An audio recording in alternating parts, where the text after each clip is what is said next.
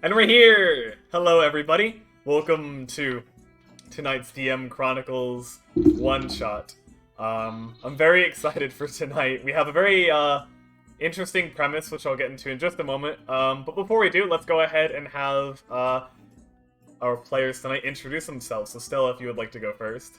Hi, everyone. My name is Stella.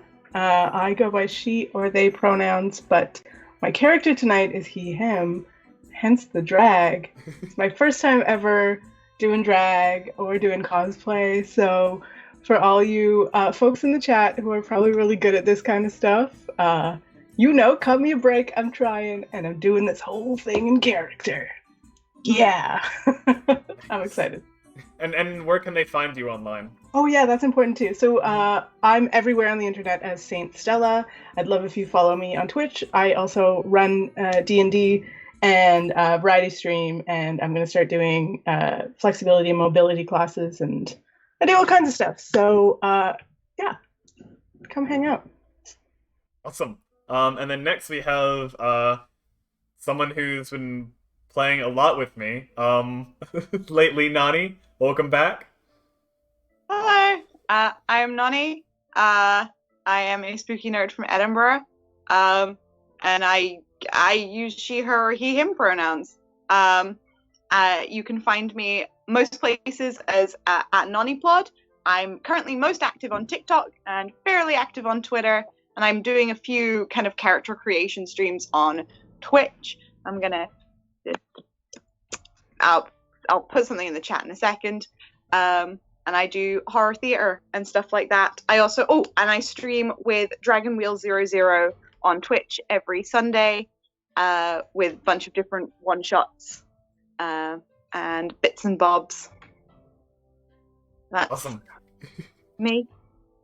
Alright, and then last but certainly not least, Jack. Hello, yes, I am Jack. I am also a streamer. I am also a DM. You can find me over at my own Twitch channel, twitch.tv/ThePeoplesAscension, where the namesake of the channel, my Dungeons & Dragons campaign series, we run every Saturday at 2 p.m. U.S. Eastern Time.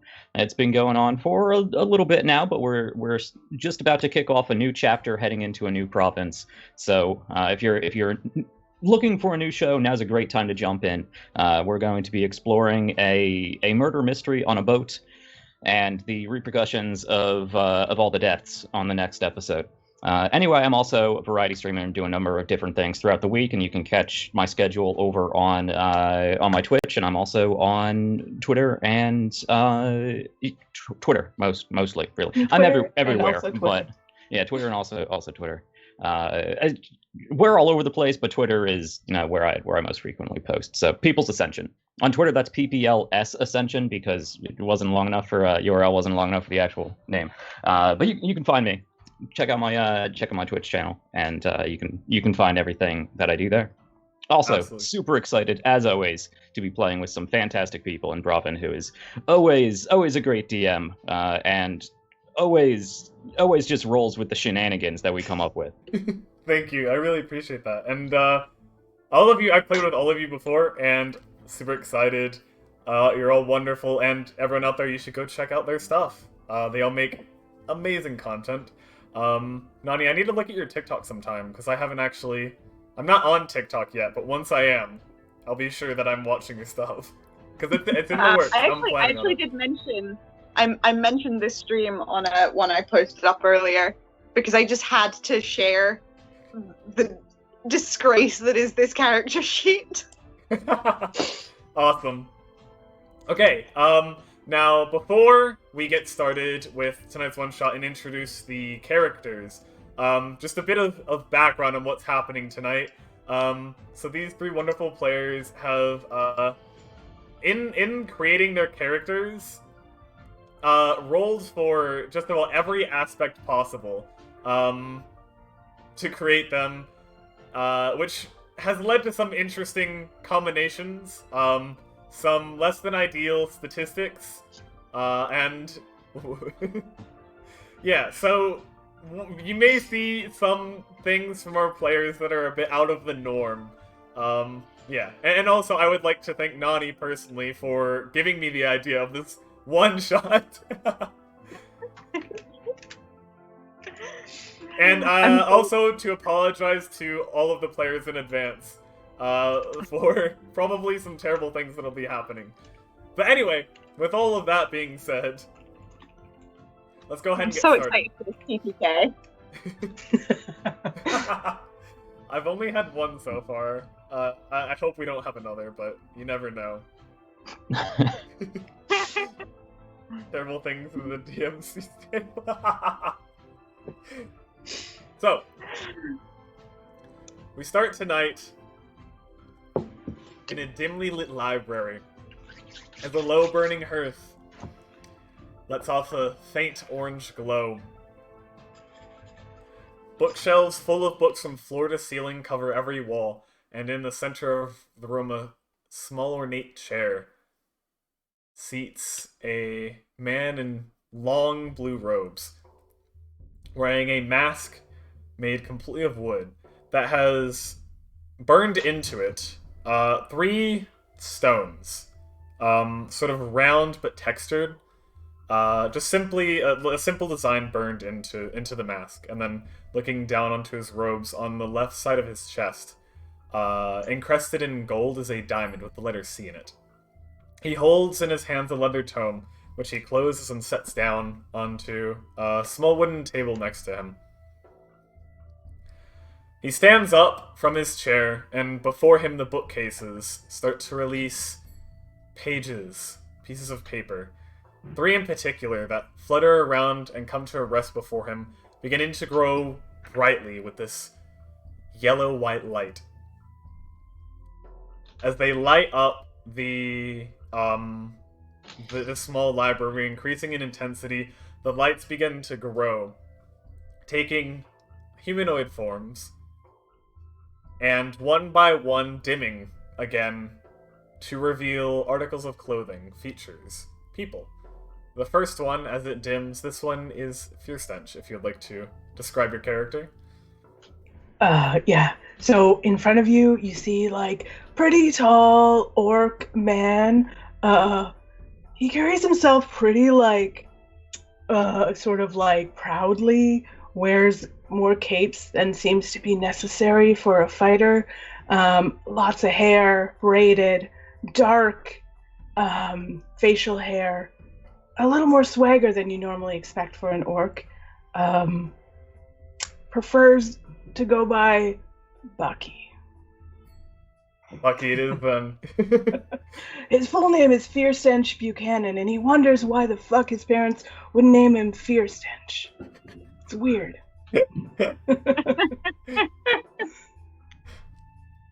As our second character comes to form, features revealing themselves in the dimming light. This is Merkmantle. So Merkmantle is an owl person, who is probably still half asleep, like not super registering that they have just completely that he is just completely teleported. He is thick as mint, and the least charming person that you'll ever meet, but he means well. By God. He's also quite small, and is carrying a backpack just far too big for him. Just a comically oversized backpack with comically oversized weapons that he does not know how to use. But he's trying his best, okay? I look forward to seeing his attempts tonight. And as our third character comes to form, this is Weishu? Is that how you pronounce it? Wei Shui. Wei Shui, okay. Yes, so this figure, as every other figure orients themselves vertically, this figure orients themselves horizontally, parallel to the ground, and as they form into a humanoid figure, before they hit the ground, a large splash of water does, and you see, and a very elderly-looking Triton man, face down on the ground, pushes himself up almost meekly, shakes his head, and quickly rights himself and stands up and brushes himself down and stands at attention, lifts his chin up real high. You can see Wei Shui is probably the oldest Triton anybody has ever seen. He is wrinkled, and the greens and blues of his skin and scales have dulled considerably. He does have this long gray mustache and sort of goatee combination. And he wears a crown of coral that is bespoke with various different gems and even small not inanimate, but immobile sea creatures, sea urchins and other bits of coral and mussels and whatnot. He wears a breastplate of golden armor with a few different accents here and there in the wrist guards and in the greaves, also bespoke with gems and pieces of coral. And this is very expensive gear, but probably not very practical. And around his waist, fastened like a belt, though you would not need one in armor, is a thick chain with that falls to a spike. Okay. And he stands up and writes himself, "Where, this is not my sea. Who are all you people?" Yeah, hi, everyone. Fierce Stench Buchanan, but you can call me Bucky. Y'all, what's going on here? You see Who are the you, sir? In the mask there. You seem to be the one in charge. you see the masked man. Why have you summoned me? He takes a step back, seemingly to avoid the puddle of water at your feet from reaching his slippers. Just kind of like looking down at it, and he looks back up, and then picks his book back up from the table behind him, the one he had been holding previously, opens it, and just, without saying anything to you, flips through a few pages, and then stops. Oh dear. Closes it, sets it back down, and then sits back down in his chair, without saying anything else to you, as pages once again begin to flutter out from between the books of the bookcases, many more than before. This time whirling around the room, carried by some unseen wind. And before the papers obscure your vision, the last thing you see is the masked man taking a big sigh, seemingly of disappointment, before your vision is obscured and then the papers disintegrate, leaving yourself in a very different place. A very strange and unfamiliar place. You find yourself standing upon this large rock surface that seems to extend out at first glance only about like 40 feet in either direction from where you stand, sort of seemingly in the center of it.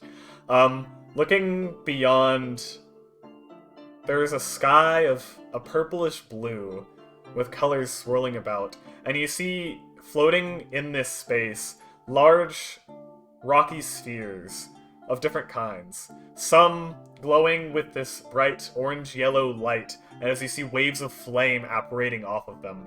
Others seem to be inert, just frozen rock, floating about with smaller ones that are orbiting around it. Others more, you see one sort of a pale yellow with streams of sand that are floating off of it and into the air around. And taking a quick glance around, you see that you yourself are also upon one of these large floating rocks in this sort of large empty space. Just one of this gray stone, textured, but seemingly inert. Yeah. Now well, listen here, how dare you ignore me? I am the where are we? This is a whole thing.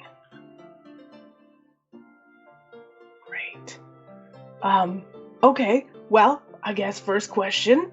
Who are you? Two.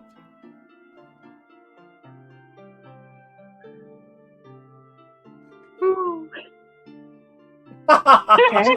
Exactly. Okay. So An now, appropriate response. and they hoot. Cool. Fish dude, what's up? Where are you from? Oh, I would not expect you landwalkers to know, but I am the sovereign of the deep Suno Sea. Uh-huh. Okay. I'm not strictly speaking a landwalker. Just point of information. Technically, this is the one thing I do know. Cool. I Okay. have Good. wings. Point the first so you can fly. Yeah? Yeah. That really helps you in this circumstance. So we're You are on a correct, floating but I rock, don't know right? who you are. What? He is very correct, though. Don't know who you are. Oh, me. Either of you. Yeah, once again, Fierce Stench Buchanan. Call me Bucky. Fierce Stench is a weird name. I don't know, it's weird. It's like somebody randomly generated it or something. I don't know why anybody would call me that. Anyways, prefer to go by Bucky. I don't know where we are. I came from a mission, then I was in a library, and now I'm floating on a rock. Not super into it. Right. Well, as Wait. Am I Until we figure meant this to out. call you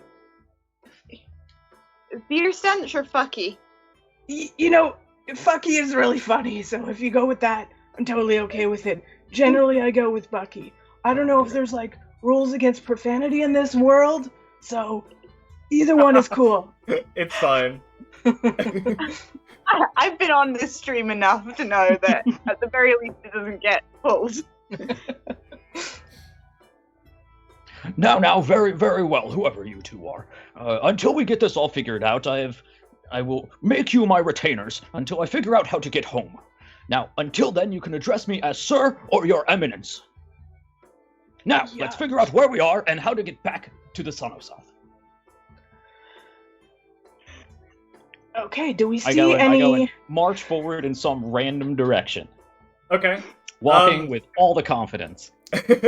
So as you start to walk across this rock, the first thing is the walking feels strange at first as you realize that you're in a bit of like a lower Walking does gravity. feel strange. Well, yeah, it might for you regardless. But you find yourselves, the three of you find yourselves in a bit of a lower gravity environment than you're used to back where you were before. And Wei Shui, definitely for you, walking is strange regardless. And as you walk, you notice you're just sort of like walking around this sphere. And walking sort of around, once you get to sort of the other side, you're not really sure which is like the top or bottom of this, but the bottom from where you had started before, you find this small pool of water that is being fed by a stream that is just sort of this sort of softly flowing stream coming from above, and you can see it leading up to another one of these large stones, or large floating rocks. You can see this one has a number of like geysers on it, and every once in a while you'll see something erupt from them. In the pool of water before you, though, with the stream feeding into it, there is a small wooden rowboat that has been sort of overturned and is just being gently pushed against the bank. How deep does it look? The pool of water on this rock is not... It's maybe like 3 feet at its deepest. Yeah, it's very shallow. Just barely enough to where if you, like the rowboat can float in it without dragging across the bottom. What about this stream? Yeah, Would it otherwise be wide or deep enough to swim in? You could swim through it, yeah. But it's definitely not what you're used to, because there's no sort of solid surface around it at all. It's not really clear what holds it together, as it just sort of floats through the air from one of these stones to the other. Mm. Huh. Neat. So each of these floating stones essentially have their own like gravitational pull, because we're able to like walk around it. Yeah. Weird. Amazing. Okay. So they're like little mini planets. Yeah, I love that. That's fucking cool. Okay, so Bucky points to the overturned rowboat and says, "There's certainly danger in there, but don't worry. I got this. I'm a hero. I'm very strong. I'm gonna go over and check it out. Don't worry about it." And I walk That's over so to the brave. Okay. Make an investigation check. rowboat. Nice. First check of the night. Okay. First roll. Oh my god! I rolled a nat 1. Starting off well. Shit, that's par for the course. Yeah. Yeah. 2 totals. You come up and sort of like check it and like nudge it with your foot, and you just see it sort of like there's like some silt it was sitting on that didn't seem to be as stable as before, and it just kind of slides and into like the bottom of the pool. And becomes like entirely waterlogged. I did that on purpose. I sunk the danger. You're welcome. Actually, yes, sinking ships are quite dangerous. They tend to fall to the bottom of the sea where they crush my people and our buildings. I do not appreciate such recklessness, though it certainly is not deep enough to house any of my people. So I will let you go this time, Retainer 1. Thanks, Eminence. Cool. So, This stream looks large enough for me to swim in, though I'm not sure how it works. I'm gonna jump a bit weakly. Do I feel like I'm a bit lighter here? You said it's lower gravity. Yeah. You jump about as high as you would have normally, but come down a little bit softer. Okay. Yeah. If I wade out into this pool and like stand in this stream that is coming down, can I push off and like swim up to the next Is that what you platform? want to try doing? Yeah. Okay. Yeah, so you step into the stream and sort of stand under where it's flowing in and push up and through and begin to swim up the stream. Very good. Can I? As you do, you get a bit of vertigo as the direction of gravity kind of changes as you're going through the water. It makes you dizzy. At this age, I am always a little dizzy. Sorry, Mark Mantle, what were you saying? I'm gonna fly alongside it. Okay. So you 'Cause sort it of looks like fun. flying in the air along the stream, you experience the same thing where you find yourself sort of being almost tumbling through the air as you're going up, as you're being affected by the different sort of weak gravitational forces. And also throughout the space as you're going between these two like floating islands, you're being sort of pushed and tumbled around by different random drafts of wind that seem to be flowing in every direction, making it quite difficult to get along as you feel like you're just being put through like a tumble or in the air. So because Mark Mantle is being buffeted by the changing gravity, I feel like at the switch between one to the other, I feel like I should have to, because they suck at everything, I feel like I might have to roll to make sure that I don't fall. If you really want to, yeah, make a dex save. I'm committed to this character being a disaster, okay? No, I made it. 17. 17? Yeah, the DC on being able to fly out of a fall is 10. Oh, okay. Then yeah. You sort of are able to manage yourself fine, and sort of you manage to eventually make it to the other one, sort of standing before another pool of water, but you are absolutely disoriented. Yeah. The feathers stuck on end. So tell me, we were on this small planet. Our Triton friend swam in water that was sort of like between the two of them. Our Yes. owl friend flew between the two of them. How long was that distance, approximately? Between the two planets? Yeah. I'd say it's about 60 feet. And is there any other planets that close, or is that the closest That was just we randomly decided to do that Um, because it was the closest, or it is definitely the closest to the Okay. one you're on. You can see others nearby, but yeah, there are no other ones that are closer. I turn back and wave. You two I'm are gonna- sort of both looking up at each other. I'm gonna actually just. I sense danger because I'm very strong and I'm an adventurer. So I'm gonna take my rope and throw it at. I think Merkmantle, because it's probably more likely that they would be able to catch it flying, I think, than swimming. And I'm gonna stay for now on the planet that I'm on just to see what happens. And see if they will, like, I don't know, hold up, kind of like a, I don't know, like a rope to a, I don't know, like they're going through a tunnel, and I'm like, I'm gonna wait over here and just see what happens, so I can pull them back if something crazy happens. Okay. So go ahead and make a dexterity check for throwing the rope. Okay. Weirdly, Dex is my highest. I don't know why. That's what I rolled. It just happened. Love that. Dex and charisma. Oh, friggin' hell, though. Nope. But I rolled a nat 4, so that's a 6 total. A 6. You Yep. see you throw the rope up, and it goes up about 20 feet, and you can see it sort of drifting ahead before slowly coming down and sort of spooling in a mess next to you. Okay. Well, I'm still gonna wait just a minute or two and see what happens. Since it's only 60 feet away, I can probably swim 60 feet in 12 seconds, give or take. So I'm just gonna wait it out and see what happens. Okay. I will just, since you're planning on swimming, I will just note that unless you have anything to help you otherwise, or like a racial trait, swimming speed is usually half your walking. Yeah, I definitely don't. That's why. Wrong Okay. estimation of time. But that's kind of why I If didn't you want to swim. if you dash, you can go 30 feet. If Yeah. that's a normal Yeah. speed.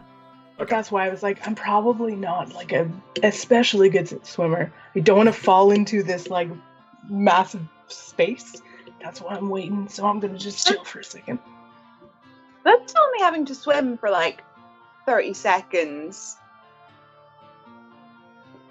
Yeah, but it's Right. more like the gravitational weirdness and the fact that we're sort of in this weird space. I'm very brave. So brave. But I'm just gonna be here in case I have to catch you when you fall. Yeah. Okay.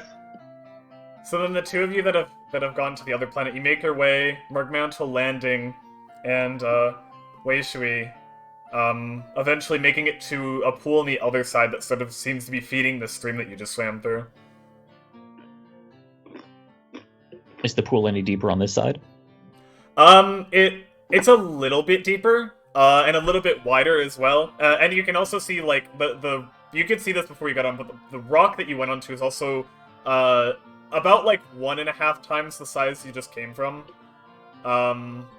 The pool is a little bit deeper, maybe 5 or 6 feet at its deepest, and you can see in the sort of the center of it, bubbling up where it seems to be fed from a stream, or not a stream, a spring. That's the word I was looking for.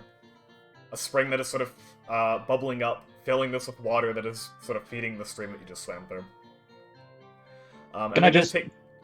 Oh yeah. Can I what's just up? swim down and take a look and see if there's anything at the bottom of this place? Anything more unusual than microplanets going on here? Yeah, actually, swimming down to the bottom of the stream, you do notice that the bottom of this pool seems to be, there seems to be sort of a layer of these, like, glittering amber stones that sort of make up the bed of this pool.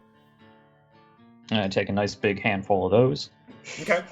You take a handful, you see them as they sort of shift down to fill in the space. Underneath is just like this gray, like, sandy dust. You get a little bit of it in your hand, but it sort of filters out in the water. Now, you say amber-looking stones. These don't. I'm paranoid because I'm a DM. These don't look like giant fish eggs, do they? No, they don't resemble eggs. Okay, gotcha. They're different shapes and sizes, and they're all the same color, but you can definitely tell just by looking at them that they're they have a hard surface and they don't seem to be an egg or anything like that. I'll swim up and see what's going on. Okay. I'm doing the kind of I'm paddling and doing the kind of bird thing of going. You know the bird thing I'm talking about. Mm-hmm. Yeah. All right. So just with a quick look around, seems to be like that hard gray stone that is similar material to the rock planet that you just came from. However, like I mentioned before, this one has a number of sort of geysers where there's a little bit of like an increase in size them in a hole, and every once in a while you'll see sort of stuff spray out and just sort of drift off into the space. Stuff like water or something else? It varies. You actually, it's never water, strangely enough. Sometimes you'll just see like a spray of like dust and air as it sort of shoots out. Sometimes it'll be fire as sort of flames expel out into the space and then eventually dissipate as it cools. Sometimes you'll see, and there's a couple of gases that sometimes you'll see expelled. One is sort of this like greenish blue gas, and then there is this purple one that you can see sort of like glitters in the light. I am imagining that the geysers shooting off the gas are making fart noises. I just want everyone to have that image in their head. While this is happening, can Bucky, like, trying to vaguely keep an eye, I know they're a bit far away, but, he was upset that he couldn't master this rowboat. Does he think that it's possible to take the rowboat, flip it over, and paddle it to the next island? You can try. Yeah. I mean, the pool isn't that deep, so you can certainly try if you want to drag it out and flip it over. It'll probably be waterlogged, but... Yeah, I mean, if it's just a wooden boat, he could presumably pick it out and just see. Just feel like, if you've shown a boat, I want to use the boat. So, yeah, he's going to try and, like, pull the boat out of the water. Okay, flip make a it. strength check. For a fighter, he's not very strong. No, not awful. +1. Whatever. I mean, Oh my Dex God, fighters my are definitely feasible. My rolls are awful. I rolled a 5, 6 total. Alright, so reaching down, you get your sort of hands under like the lip of the boat, and you notice that the edges of the rowboat have sort of sunken down a little bit into the silt at the bottom, and so it's like suctioned a little bit as you're trying to like pull it out. And as you manage to get the back end up a little bit, but as you do, the front pointed end of the boat just sinks deeper into the silt, and it just kind of gets itself stuck in the bed of this little pond. Okay.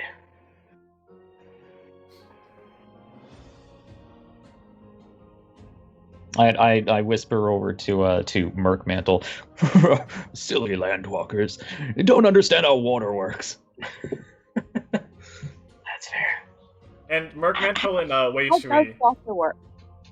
Sorry? the two of you on your planet, you hear sort of over like the short horizon of the rock that you're on, you hear a bird-like screech, and then you can hear sort of the gentle thud of footsteps. Not very fast, but it seems there's something else on this rock with you. Oh, is that one of your people?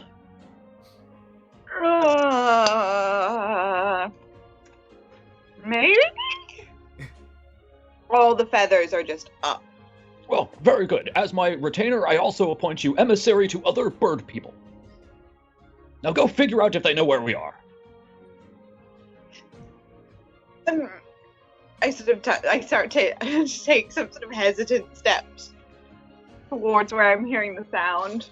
Okay. Mark Mantle, can you make a nature check for me?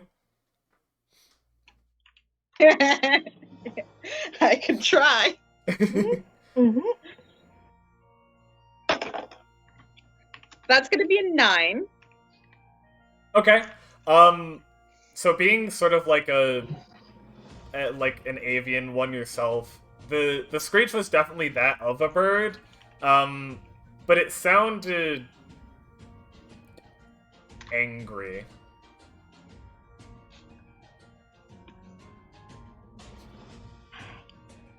Hey, friend.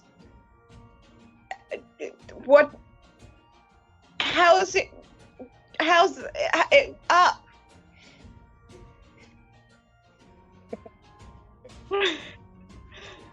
I have a charisma of -4. Okay. So are you continuing to walk toward the origin of the sound? Very, very slowly. Okay.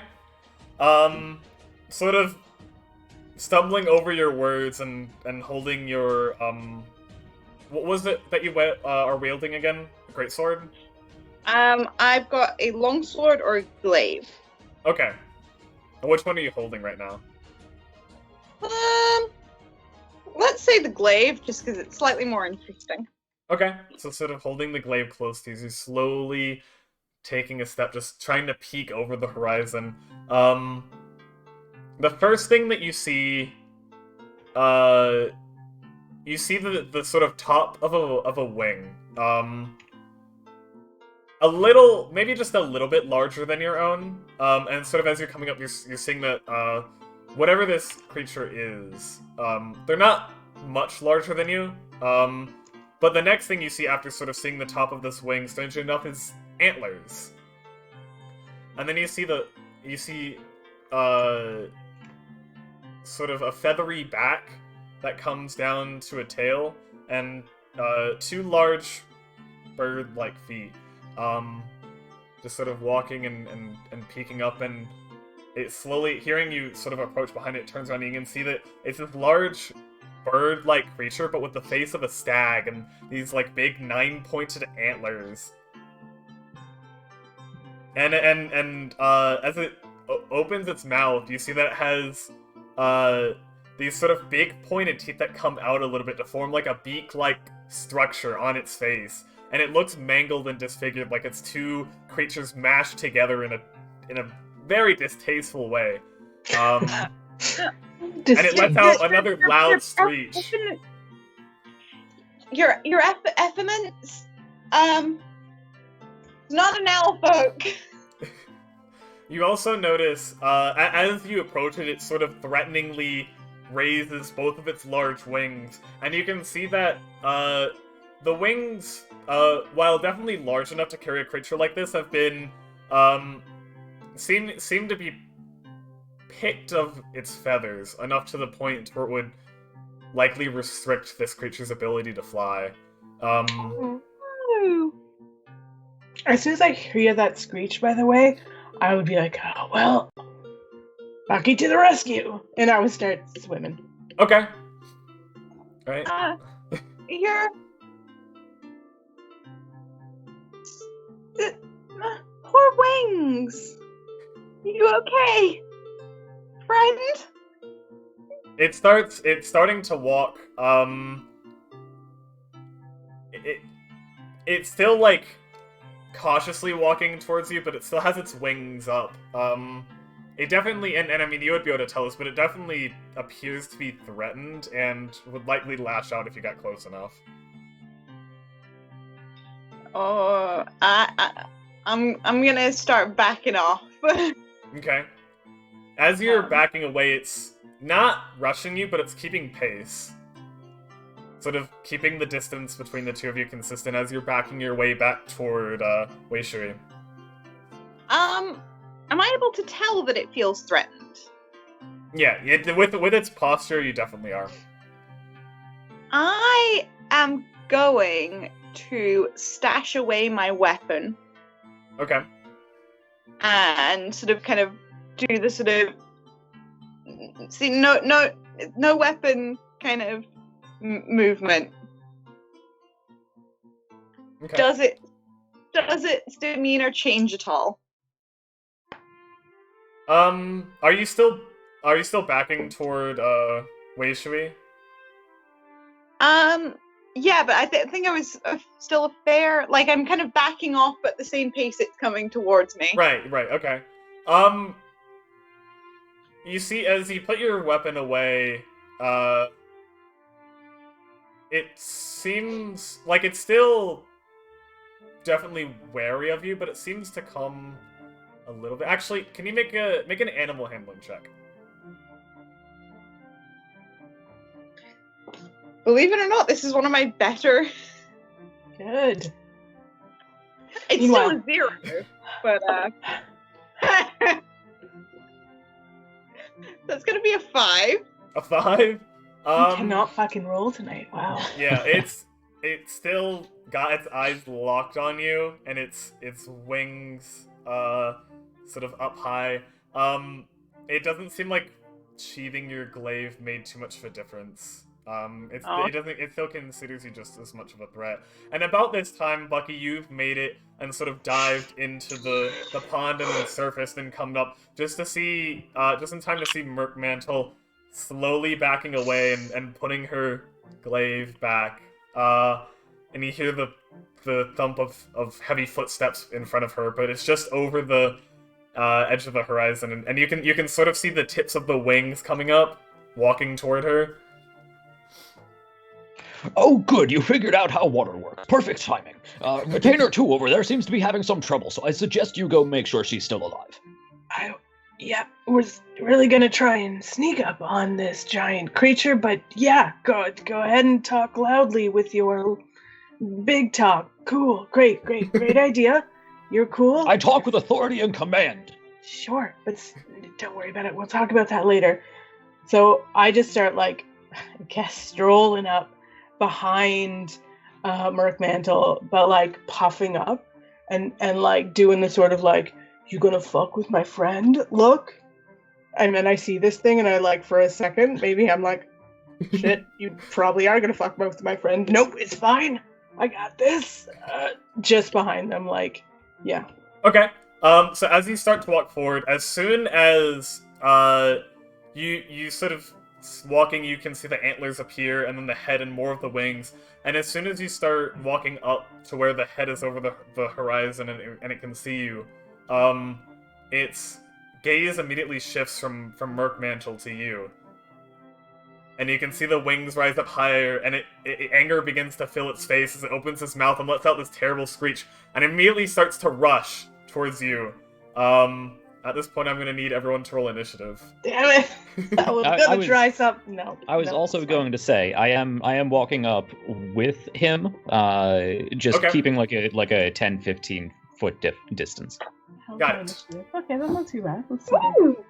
Oh my god! I just rolled another nat 1. I just rolled a nat 20. Shit! Dang, What is the okay. actual with my rolls tonight? Oh, that's a 3 total. Yeah.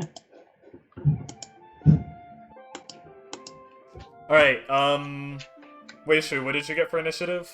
13. 13. Okay.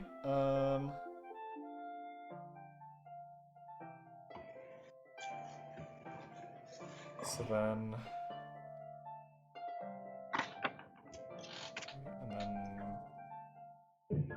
Okay, so, Merkmantle,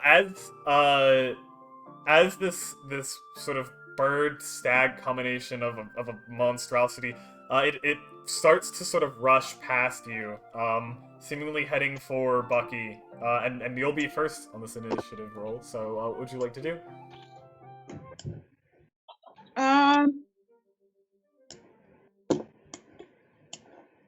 I think that what I'm going to do is I'm going to panic. Okay. Bonus action. Panic. I think it's quite- Bonus action panic. So this thing, how tall approximately is this thing? Um, I'm like this. how tall are you? I'm small. I don't know really how big that it Oh, you're small? Okay, in that case, it it's like size-wise, it would be considered a medium creature. It stands, not counting its antlers above its head, maybe like 6.5 feet tall. Okay. Then I'm going to fly up and sort of try and bat its head with its wing to sort of distract it. You want to... Wait, sorry, say that again? So I'm going to kind of also kind of run, fly, and kind of as I'm going past, kind of just bat it a bit to sort of distract it from its charge. Okay, so you're just trying to get its attention? Yeah. Okay. Roll... I'm gonna say animal handling again for this, since it is a beast in nature. And I'm also... Yeah, just roll an animal handling check. So that's going to be a 10. A 10?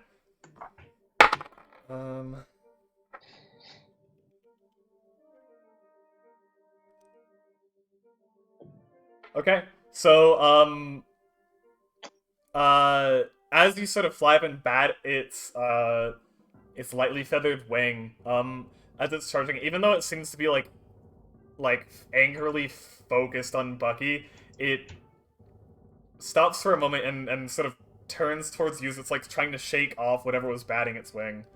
Okay, so then that'll count as your action. What else would you like to do? I do want to be like, I do want to sort of shout a little bit about, oh, sorry, just please don't kill us. Also, in my head, this thing looks like Discord from My Little Pony. I just need everyone to know that. Right. Entirely inaccurate, but that's what it is in my head. Cool. Right. Everyone So Google that reference.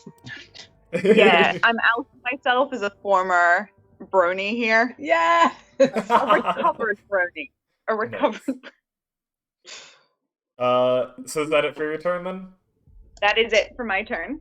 Okay. So up next is this, bird-like creature.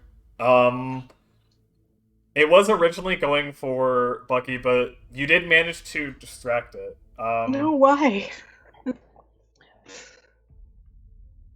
And it's going to sort of like stop, and you see it slide in the dirt a little bit, as it faces you and starts taking steps forward. And while you're in the air, it's going to attempt to sort of like ram its head into you with its antlers.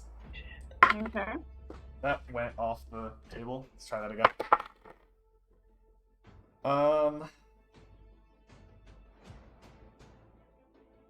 Okay, that's an 8. Nice! Does not hit. Alright,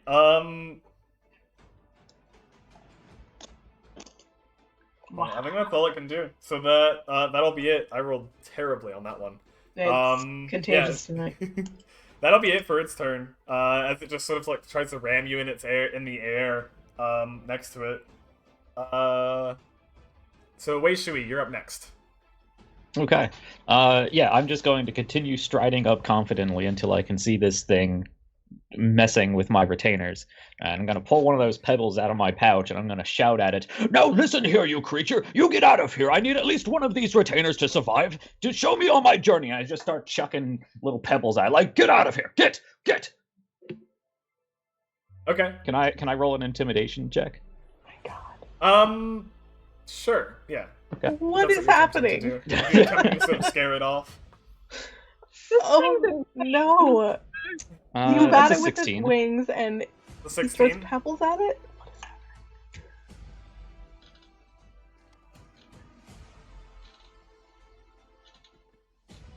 Come on, roll. There we go.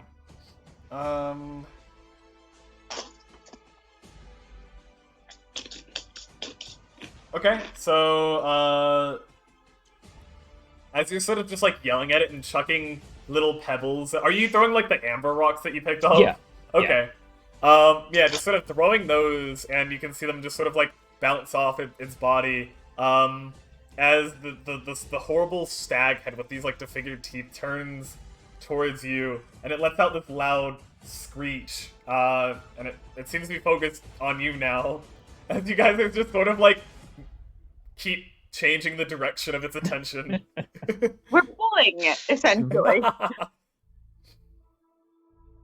Is that all that you're gonna do? I assume that was my action. Yes, that was your action. Okay.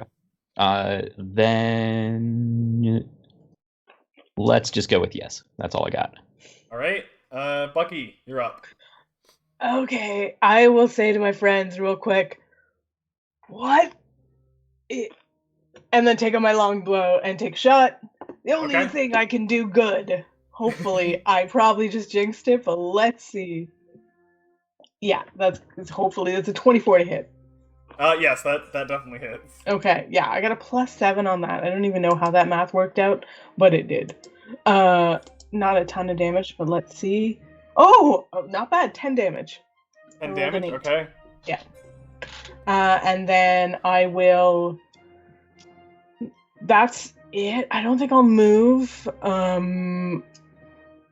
That's my turn. Okay. So as you fire the arrow and it hits and sort of lands in the sort of big breast of this bird, and you see the it instead of sinking into its flesh, it sort of hits, and you can see where it's nicked it a bit, and then the arrow sort of clatters off onto the ground. It hurt it a little bit, but definitely, like, with how well of a good of a shot it is, you would have expected it to sort of stick.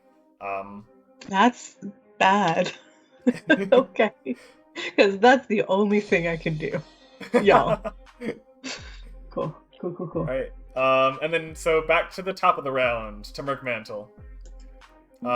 As it had previously sort of tried to ram you with its antlers, it's now turned around away from you. Okay, I'm sorry, I just need to double check how a spell works real quick. Okay. So I'm actually pretty difficult to hit. It's basically the only thing. I say pretty medium difficult to hit. I have a feeling I know what you're gonna do. Yeah, I am going to cast basically the only spell I've got. Mm-hmm. And I'm going to cast Compelled Duel. Oh. Redirecting its attention once again. Okay, so it's a wisdom save. Yeah. What's your DC on that? It went off the table, Jesus. My DC is laughably low. This probably won't work.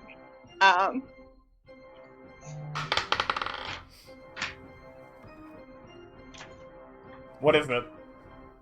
It is a 7. Okay, I rolled that's a 12, so it's gonna pass. It'll succeed on that. Unfortunately, it seems more... For some reason, it seems more aggressive towards Bucky and Wei Shui than you, Merkmantle. What, you mean it's more aggressive to the person that just shot them? Could be. The bird that flapped around its face briefly. I'm shocked. God. Wow. If, like, physical attacks don't hurt this thing, we're fucked. Carry on.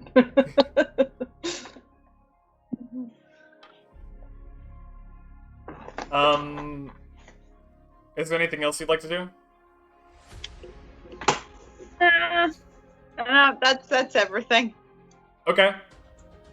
So then this bird creature is up next. As it rushes away from you, so you will get an opportunity attack if you'd like to take it.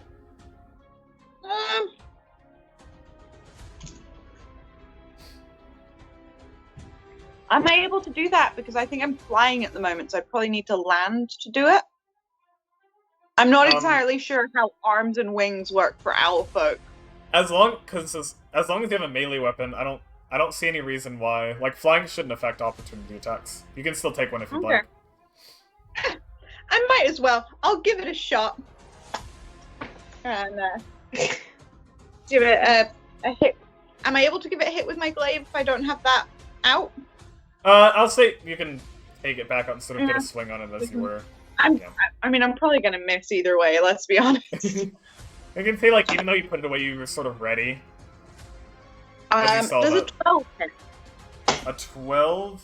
A 12 unfortunately just misses. Damn So it. you just sort of get the end of it sort of getting into just the edge of the feathers, but not managing to actually hit its flesh as you swing at it, and it starts to move its way sort of still focused on Weishui, but it's not very fast. And so as it's making its way, it instead turns back to Bucky, who's currently a bit closer. And it's going to attempt to... You're going to see it lower its head as it comes at you with its antlers once again. Come at me, bro. That is going to be a 17 to hit. Yeah, hits. Alright. Dang. And then that will be 10 piercing damage. That's not great. That's not great. Okay. And it's actually going to follow it up with a second attack with Of course it is. as it brings one of its talons up, where it previously wouldn't have been able to reach Merkmantle up in the air, but you on the ground can make this attack. God, I need to get a dice tray. Okay, that's a 22, so I imagine that'll hit. Yeah. Oh no, this is gonna be tough, y'all. Hey, does anybody have healing? I have some healing. Okay. And that will be... That'll be 7 more piercing damage. As it sort of Dang. lashes at you with its talons. Okay, sure. Things could knock me out in one hit. It's not great. Well, that was 2. We are the worst adventuring party ever. Okay. Then that'll be it for its turn. Wei Shui, you're up. Okay. Oh, fine, it seems I will have to do everything myself, as usual. I'll Could ya? continue striding up. I told you to get out of here, and I'm going to pull on the chain around my waist, and the spike is going to go through a loop, and I'm going to extend it and whip it outward, because it is essentially a Chinese chain whip, a Minraki. And I am going to... Would you say? I know I'm throwing you on the spotlight here because this is an unusual weapon. Would you say because it is whip-like that it has reach, or is it a 5-foot weapon? Yeah, I'll give you reach on that. That's fair. Okay. So I will go up within 10 feet. I will start spinning it around in the air as I approach, and I will cast Booming Blade on my weapon and make an attack at it. Nice. Go for Okay. it. Be like, I thought I told you to get out of here. I am also going to use Tides of Chaos to give myself advantage on this attack. Got it. And anytime going forward, and anytime I use a sorcerer spell of level 1 or higher, you can have me roll on the wild magic table to give me Font of Magic back. Which I encourage you to use as much as I do. Yeah. So let's see. With advantage. Ooh. I do like advantage. That is... What's my bonus? +5. That's a 23 to hit. That definitely hits. Nice. Okay. That is 4 piercing damage. Okay. Plus another D8. Another 6 thunder damage? Thunder damage, yes. Alright. So 10 total. From the And booming blade, right, yeah. What's that? That was from the booming blade. Right, yeah. And if it moves at all, it takes an extra 2d8 damage. Okay. Got it. I'll keep that in mind.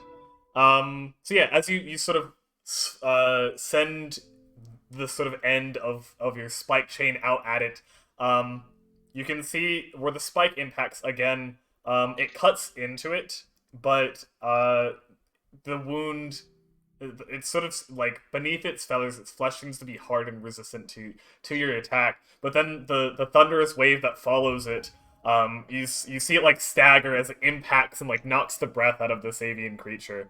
Yeah. Okay.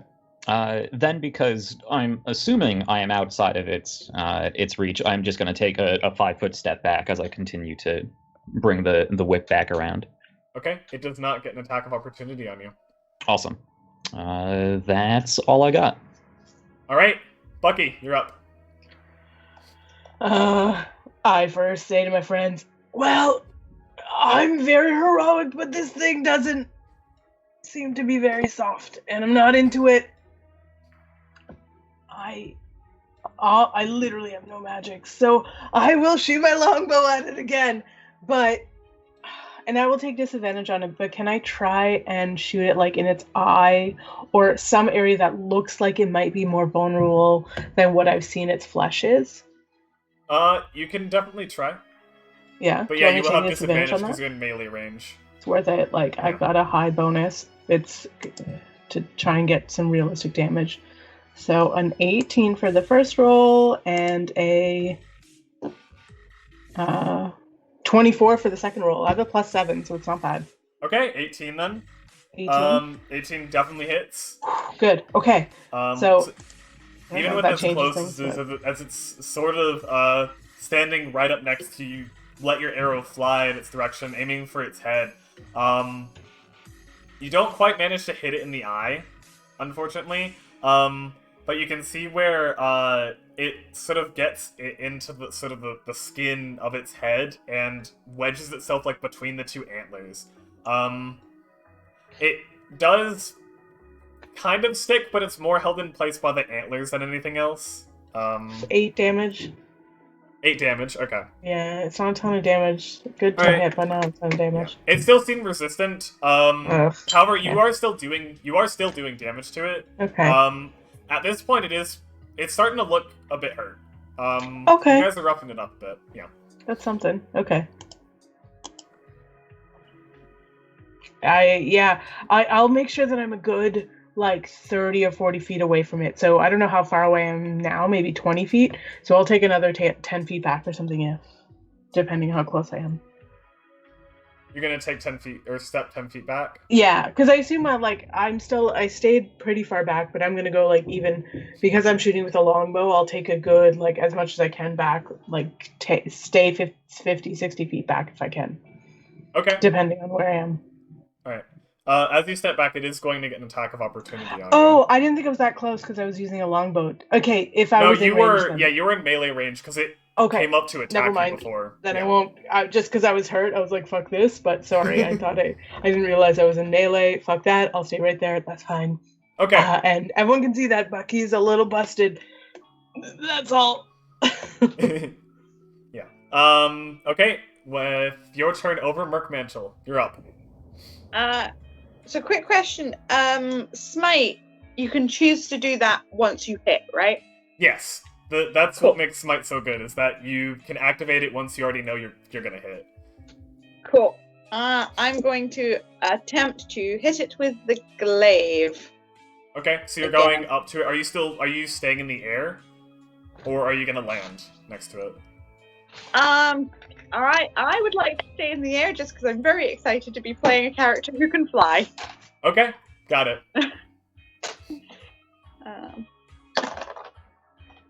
That'll be a 12. A 12? Yeah, it just barely misses. Coming up, just as you're coming at it with its glaive, you get hit by another one of those random gusts of wind in the air, and it pushes you just enough away to where your glaive just comes short of hitting it. God damn. Alright. Is that the end of your turn? Yeah, that is the end of my turn. Alright. Okay. So then it's back to the bird creature's turn. Sort of getting attacked by both of these, but while the arrow and the tipped chain didn't hurt that much, the thunderous boom did actually hurt it the most. So it's actually going to turn its attention back to Wei Shui, and move towards you, which will, 1, activate that thunder damage. So if you want to go ahead and do that. It's another 6 points of thunder damage. Okay. And then it'll also give Bucky an attack of opportunity if you'd like to take that. Oh, yeah. I mean, I'd have to whip out my sword. Is that okay? You still have your bow. I'll say it's fine. You can take your sword out and make a swing at it. Yeah. Is that okay? Okay, cool. That's fine, yeah. So I'll probably miss because it's like not great bonus for the sword, but we'll try. Let's see here. That's a 13? A 13 just hits. Ah, yes. Okay. Let's see this damage. Oh, not too bad. 8 damage. 8 total. 8? Okay. Yeah. So as it begins to step towards Wei Shui, this thunderous boom, so it makes it stagger again as it's sort of hit by that thunder energy. And then you get a jab sort of in its back as it's stepping away from you. You can see sort of the blood dripping down. It looks like it's just on the verge of death, but not quite there. So it'll make its way over to Wei Shui. First making an attack, sort of stepping in, and with the last 2 steps coming in faster with its antlers. That will be an 11 to hit. Nope. No? Okay. And then a second attack with its talons. Ooh, that's a 9. So neither of those are gonna hit. Nope. I didn't roll super well on that. Yeah, that'll make the end of its turn. So Wei Shui, you're up next with this thing coming right up to you, sort of dodging out of the way of those attacks. Oh, fridge. I just forgot. I'm a fighter. I should be taking 2 attacks. I just remembered I should be doing that as well. Oh. That is true. I don't know why I didn't remember that. You both I have know I'm multi-attack. weak, but why am I this weak at level 5? What am I missing? Missing my fucking extra attack. Anyway, it's fine. Okay, it's all good. I'm gonna make myself a note. Yeah, I didn't put the 2 and 2 together with our owl person, but I was like, why? Maybe she's multi-class? Yeah. I don't know. Whoops. Nope. Just I've never played a fighter. I was like, I'm missing something. Okay. Sorry. Anyways, yep. No, that's perfectly fine. Okay, I am going to. I'm just going to Booming Blade again and make another attack. Okay. Actually, what I'm going to do is I'm going to use a 2nd level spell, Misty Step, to immediately Misty Step out of the way. Okay. So you're Misty stepping away from it? Yes. Okay. I can teleport up to 30 feet away. I'm going to teleport only 20 feet away, but in the opposite direction of... In some other direction that nobody else is in, so we're kind of like coming at it from 3 different angles. Gotcha. And with it being a 2nd level spell, you can, if you want, have me roll on the wild magic table. Let's go for it. Okay, Go for awesome. it. Continue the chaos. All right, so let's see Absolutely. what we get with Magic Surge. I love Magic Surge. That is an 85. 85 to 86. I cast Mirror Image. Oh. So I Misty Step 20 feet away instead of one of me appearing. What is it, 5? There we go. 4 or 5. Mirror Image. Wild Magic is great. There are some really helpful spells and a lot of really problematic spells. Yeah, like turning into a potted plant. I love that one.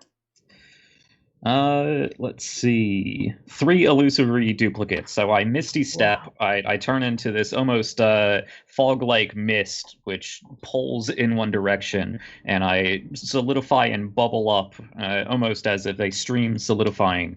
And instead of there being one of me, there is now 4 of me. And the 4 of us are going to run forward the extra 10 feet to get back into range. And I can use, because that was a bonus action, and Booming Blade is a cantrip, I can also cast Booming Blade. That is true, yeah, you can. So I will cast Booming Blade, and immediately use the Font of Chaos that you just gave back to me to give myself advantage again. Good, because that was a 2, and that's a 7, so that's 7 plus 5 is only 12. Does not work. Yeah, just Alright. comes short as you sort of swing out the steel-tipped chain. It comes just short, and as it sort of steps out of the way, injured and not very fast, but still manages to dodge out, and the thunder wave is sort of released into the air past it. Yeah, just unfortunately just missing. Yep. Oh well. Right. Bucky. Okay, well, I'm gonna try and hit it twice with my fucking longbow this time. This has gotta go. Do you want me to roll both attacks first or one at a time? You can do them both because you're targeting one creature. Yeah. And Okay. it's the only thing fighting, so it's not like you would be missing out on shooting something else. First one's a 25. Okay. Second one is a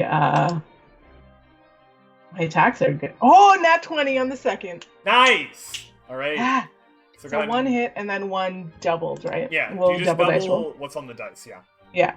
So first is a 10 total. Nope. Shit. Press the wrong button. Excuse me. First damage, regular damage, is just 9 damage. Okay. Second damage is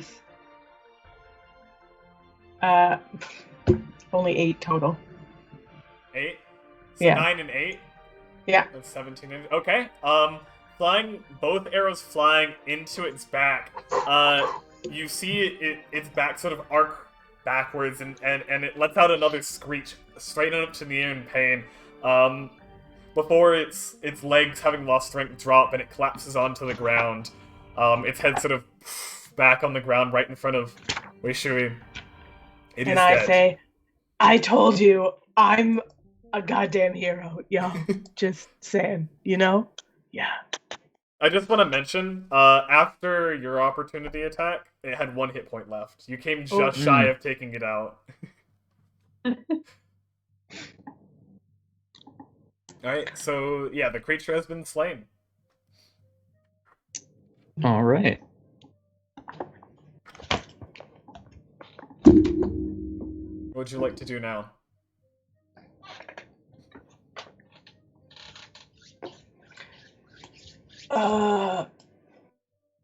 Well, examine the body, first of all. Okay, make an investigation check. Okay. I'm mostly looking for, like, I imagine it doesn't have stuff on it, but I'm looking to see if there's any, if I can tell, because this is a really weird creature, so I'm trying to tell if it was created or natural. Stuff like that, like. Okay, in that case, make a nature check. Oh, okay. Let me reroll. Hold on. Nature. For sure would have kept that first roll. Oh, that's only a 9. It would have been a 19 if I could keep the first roll. It's up to you. Oh, the one you rolled for investigation? Yeah, it still would have been because it's the same modifier. Oh, no, it's not. No, it would have been, if I would have rolled the first one, it would have been a 14. Well, I'll take, because I rolled investigation because I thought you were trying to do something else, so I'll let you keep that. So looking at it, the first thing is that, sometimes these, when you've traveled before, you've sometimes encountered or heard stories of these creatures. They tend to make nests in mountainous areas, and so they aren't super rare, especially when you're traveling through the mountains. It's not a construct or anything like that, so it's not a man-made thing, like a chimera. They're actually, since say you know of them, they are actually called peritons. Oh, okay. Sort of these just over humanoid-sized bird creatures that have the head of a stag with these big antlers that come over as well, and they're gnarled, ugly teeth. They like to prey on people in particular, which is probably why it suddenly got so aggressive when it noticed you. It being a little bit less aggressive towards Merkmantle, with him having sort of appearing to be avian, similar to it. But yeah, they're definitely evil creatures that like to feast on the flesh of people as their preferred prey. You also know that typically they are capable of flying, and it would have been much more dangerous if it would have been able to, so you're grateful that its wings have been plucked. Oh, and that's something I would have looked at if, with that check, what, like, how or why, if I can tell at all, like, does it look injured? Does it look like it happened recently with those plucked feathers? Like, what's the deal? Make a medicine check for that. Okay. Medicine. Nope. That's a 7 total. A 7? Yeah, it's kind of hard to tell whether perhaps it like was diseased of some kind that had prevented its feathers from growing, or if they had been plucked by someone intentionally. Okay. The thing I would do after that, if nobody else is doing anything, I feel like I'm talking a lot, but I am a hero, is I would check to see if there's any footprints, observable paths, existence of any evidence of other humanoids passing by. Okay. Yeah, I would be walking back the way it came. Okay. Pretty much doing the same thing. Can both of you make perception when checks? I see that they're looking for footprints, I'm like, I'm gonna look for sky prints. Very good. Alright, Mark Mentor, you can make a perception Nope. check as well. My perception is negative, so that's a 9 total. A 9, and My rolls are jokes. wait, Shay, what was yours again? Mine was an 8, A 9 and an but I'm 8. not used to footprints. This is awful. This is so bad. Alright. Yeah, so you're able to it doesn't take that long to sort of circumnavigate this little planet that you're on. It was larger than the one you started on, but not too much bigger. You do find not really it doesn't really even seem to be a proper nest, as there aren't the regular materials to make one, but you can see where it had come from. There is sort of like this indentation where there's a slight decline that comes to sort of like this little nest-like thing that had just been like dug out of the ground, with some of like the dust and dirt on top of this rock build up around it. There isn't really much inside of it. You can see a couple like large feathers there, but it doesn't seem to have had any eggs or anything like that. You also find on the opposite side from where you had the fight with this, you see a rope bridge that is extending out from this planet toward another one, but the other end seems to not be attached and is just sort of swaying on its own in the wind.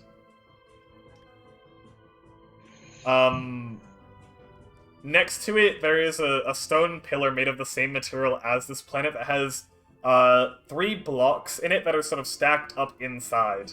And they appear to be like removable and interchangeable, and they each have different symbols or runes on them.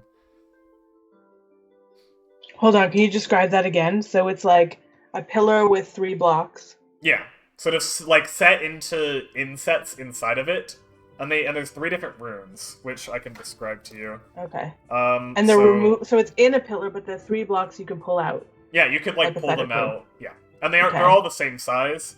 The 3 symbols, there is a spiral that has a diagonal line crossed through it.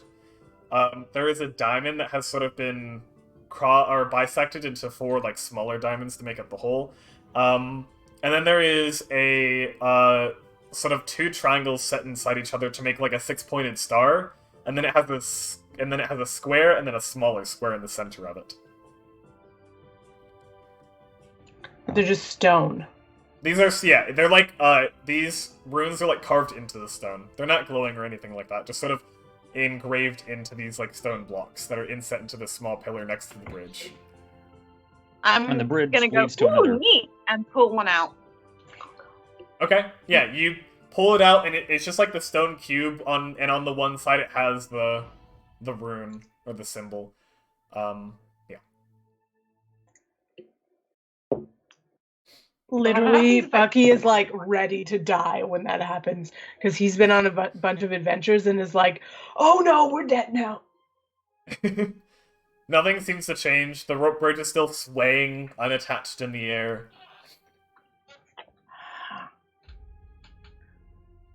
Okay, nothing happened. Which, like, by the way, my new owl friend, don't touch things with runes generally. I don't know if you've ever experienced that before, but a lot of times they just, like, explode in your face. That's happened to me a bunch of times. But now I have rock. I know, it's really, yep, okay. Yeah, I like cool, great, rock. yep. It's nice. And then Bucky kind of looks around and is like, oh, fuck it. And grabs another rock? Okay. Another one of the runes? Yeah. So you pull up the second one with the diamonds on it. Yeah. Again, there doesn't seem to be any immediate effect. Does it feel like just made of stone and carved? Yeah, or does it have a different weight or anything? It's like this like smooth-edged rock cube. It's completely identical to the one that Merc Mantle pulled out, except for the rune that is carved into it. Just and it's definitely rock. It doesn't appear to have any magic on it. It doesn't appear to be hollow. It doesn't appear. It's just rock. By its weight, you can assume that it's not hollow. If you can make an Arcana check if you'd like to. I mean, I can, sure. Yeah. I have detect magic.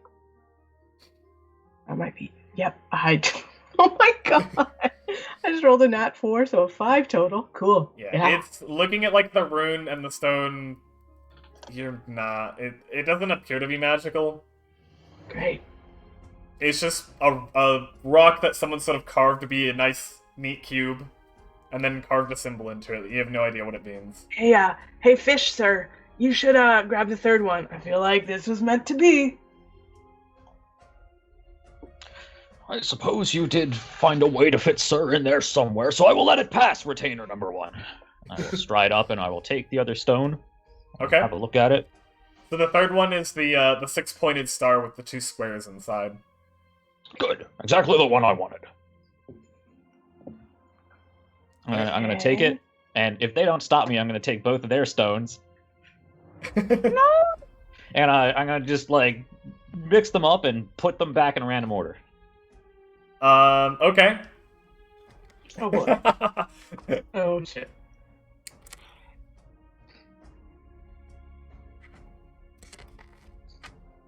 Okay, so, we're dialing the Stargate blind here, people. Yeah.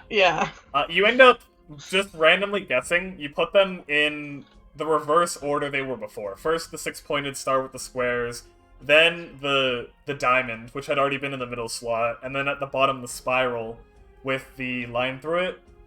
When you set them in that order, nothing happens.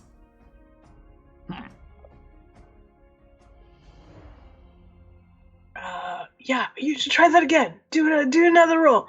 Roll them on the ground. Have you ever played dice games before? Sometimes you get random results and it's really weird and it fucks your whole life up. You should try that. Roll them. Very well. I take them out and I chuck them on the ground. Okay. When you chuck like them... at Bucky's feet. Okay. None of them, being cubes, and they sort of tumble a little bit, none of them roll with the rune facing up. You get blank sides on all 3. And I rolled a die to see if that would happen. That wasn't exactly, like... Yeah, sure. And then I picked them up and I put them back in yet a different way. So this time, because I'm probably the best adventurer here, the one I picked was the diamond one, so I put that one at the top. Okay. Right? And then I put the spiral one, and then I forget what was on the other one, but that one goes last. The star? The 6-pointed star with the squares? Yep. Okay. Yep. When you put them in that order, no effect.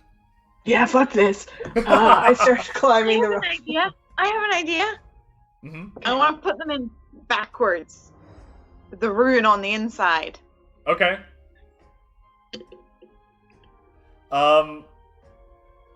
Yeah, are you just gonna take each out and turn it around and put it back in? I'm gonna try and remember what order they were in originally. Make an intelligence But- check. I mean, masculine laugh. That's a 13. A 13? Okay, I'll give it to you. So, putting them back in, it was the spiral run at the top, the diamond in the middle, and the star at the bottom. You set them in backwards, and you just have now a pillar with 3 sort of smooth blocks set into it. No effect. I just kind of think we should take them with us. I might be wrong here. I often am. I used to travel with these adventurers, right? And a lot of them were really smart. And they could cast spells and stuff. And most of the time I was just there to walk up and shoot my bow.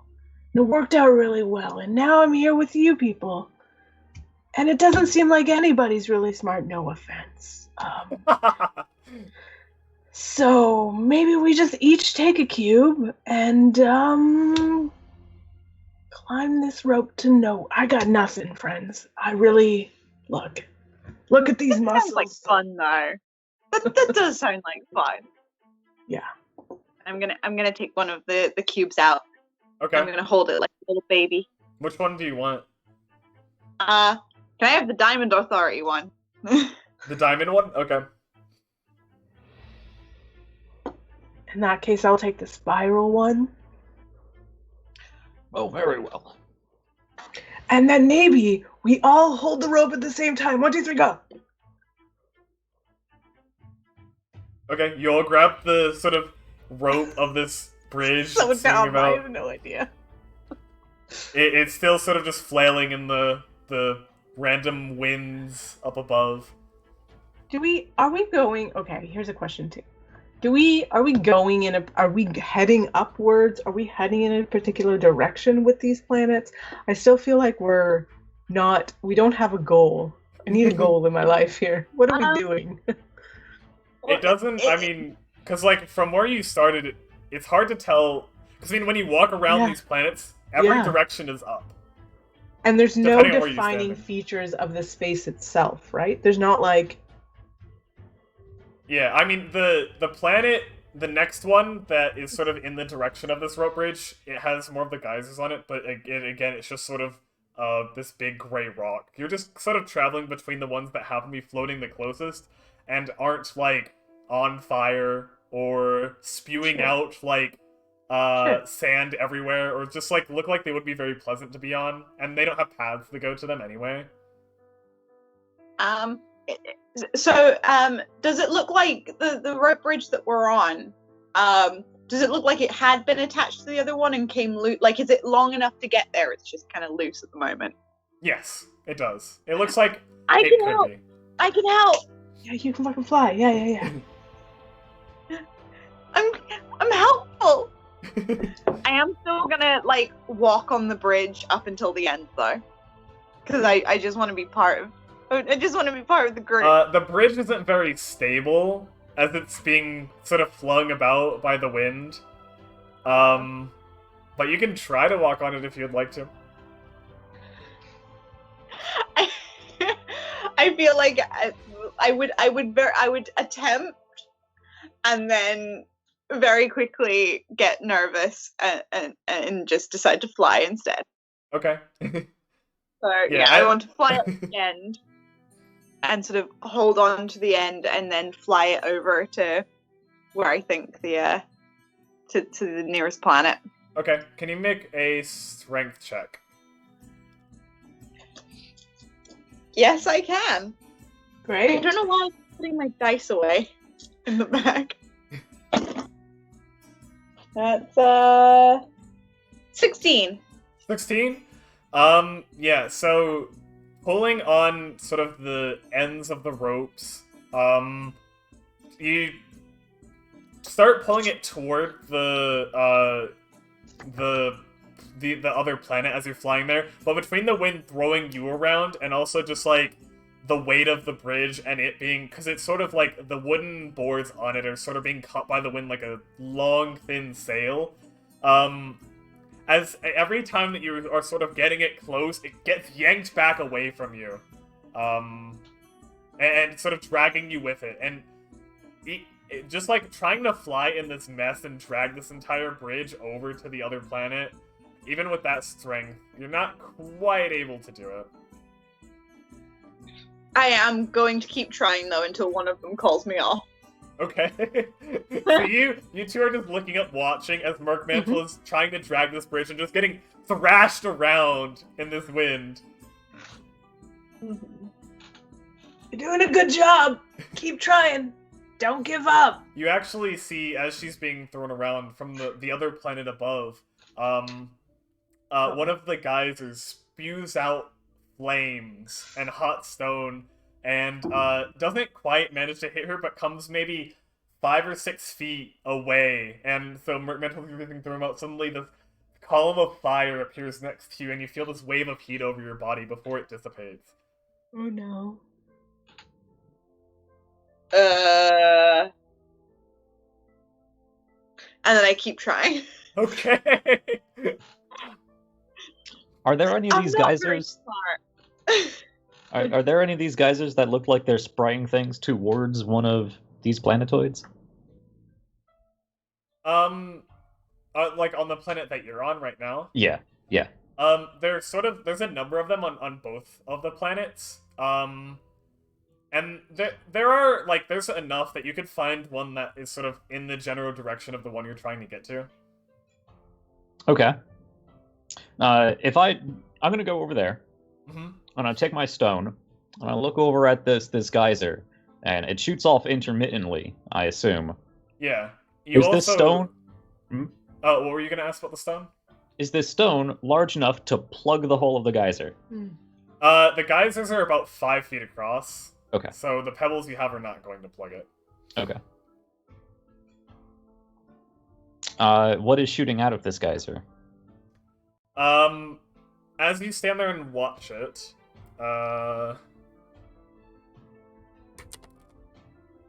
you see burning hot flames. Yeah.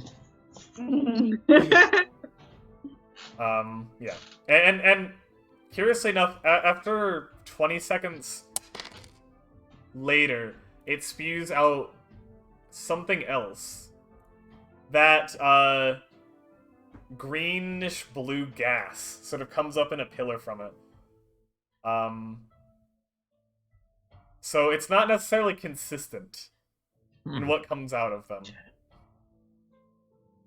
I will say, watching it long enough, you do know that one of the effects they can have is to release a sort of high pressure of just air as it columns up. Mm-hmm. It is a possibility. If that's what you were looking for. Well, I'm gonna go and I'm gonna take this stone and I'm just gonna leave it by the pillar if someone can figure out what to do with it.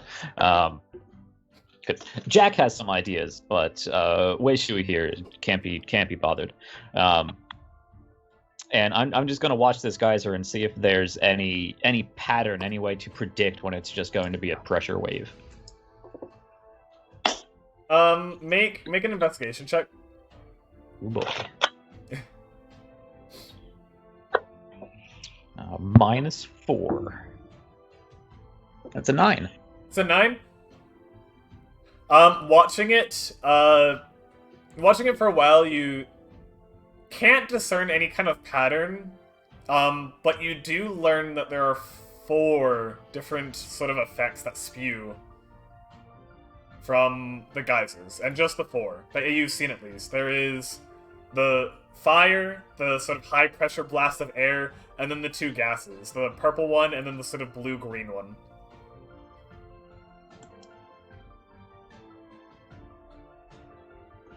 Okay. I'm pretty sure we have to do something with these stones. And I'm frustrated about it. If I see Weishui like drop his stone, I'll go pick it up. Okay. Now I've got both of them. And I know Merc Mantle has theirs, but He's still holding onto the end of the bridge, I guess. I'm trying my best. I'm pretty sure we need to like put these stones in the right. Fuck. We haven't tried all the ways though yet, right? Okay. Then at that point, I get annoyed and I yell out like, Merc Mantle, come back. We gotta figure this out. Come back. We gotta pretend we're, the nerdy adventurer types. You know what I mean? Oh, that's good, because, owls are famously, like, Wise. really clever. Yeah. Okay. Yeah. So, we got a spiral, we got diamonds, and we got a 6-sided star. What does that mean? What order should they go in? What does that have to do with a bridge? Go.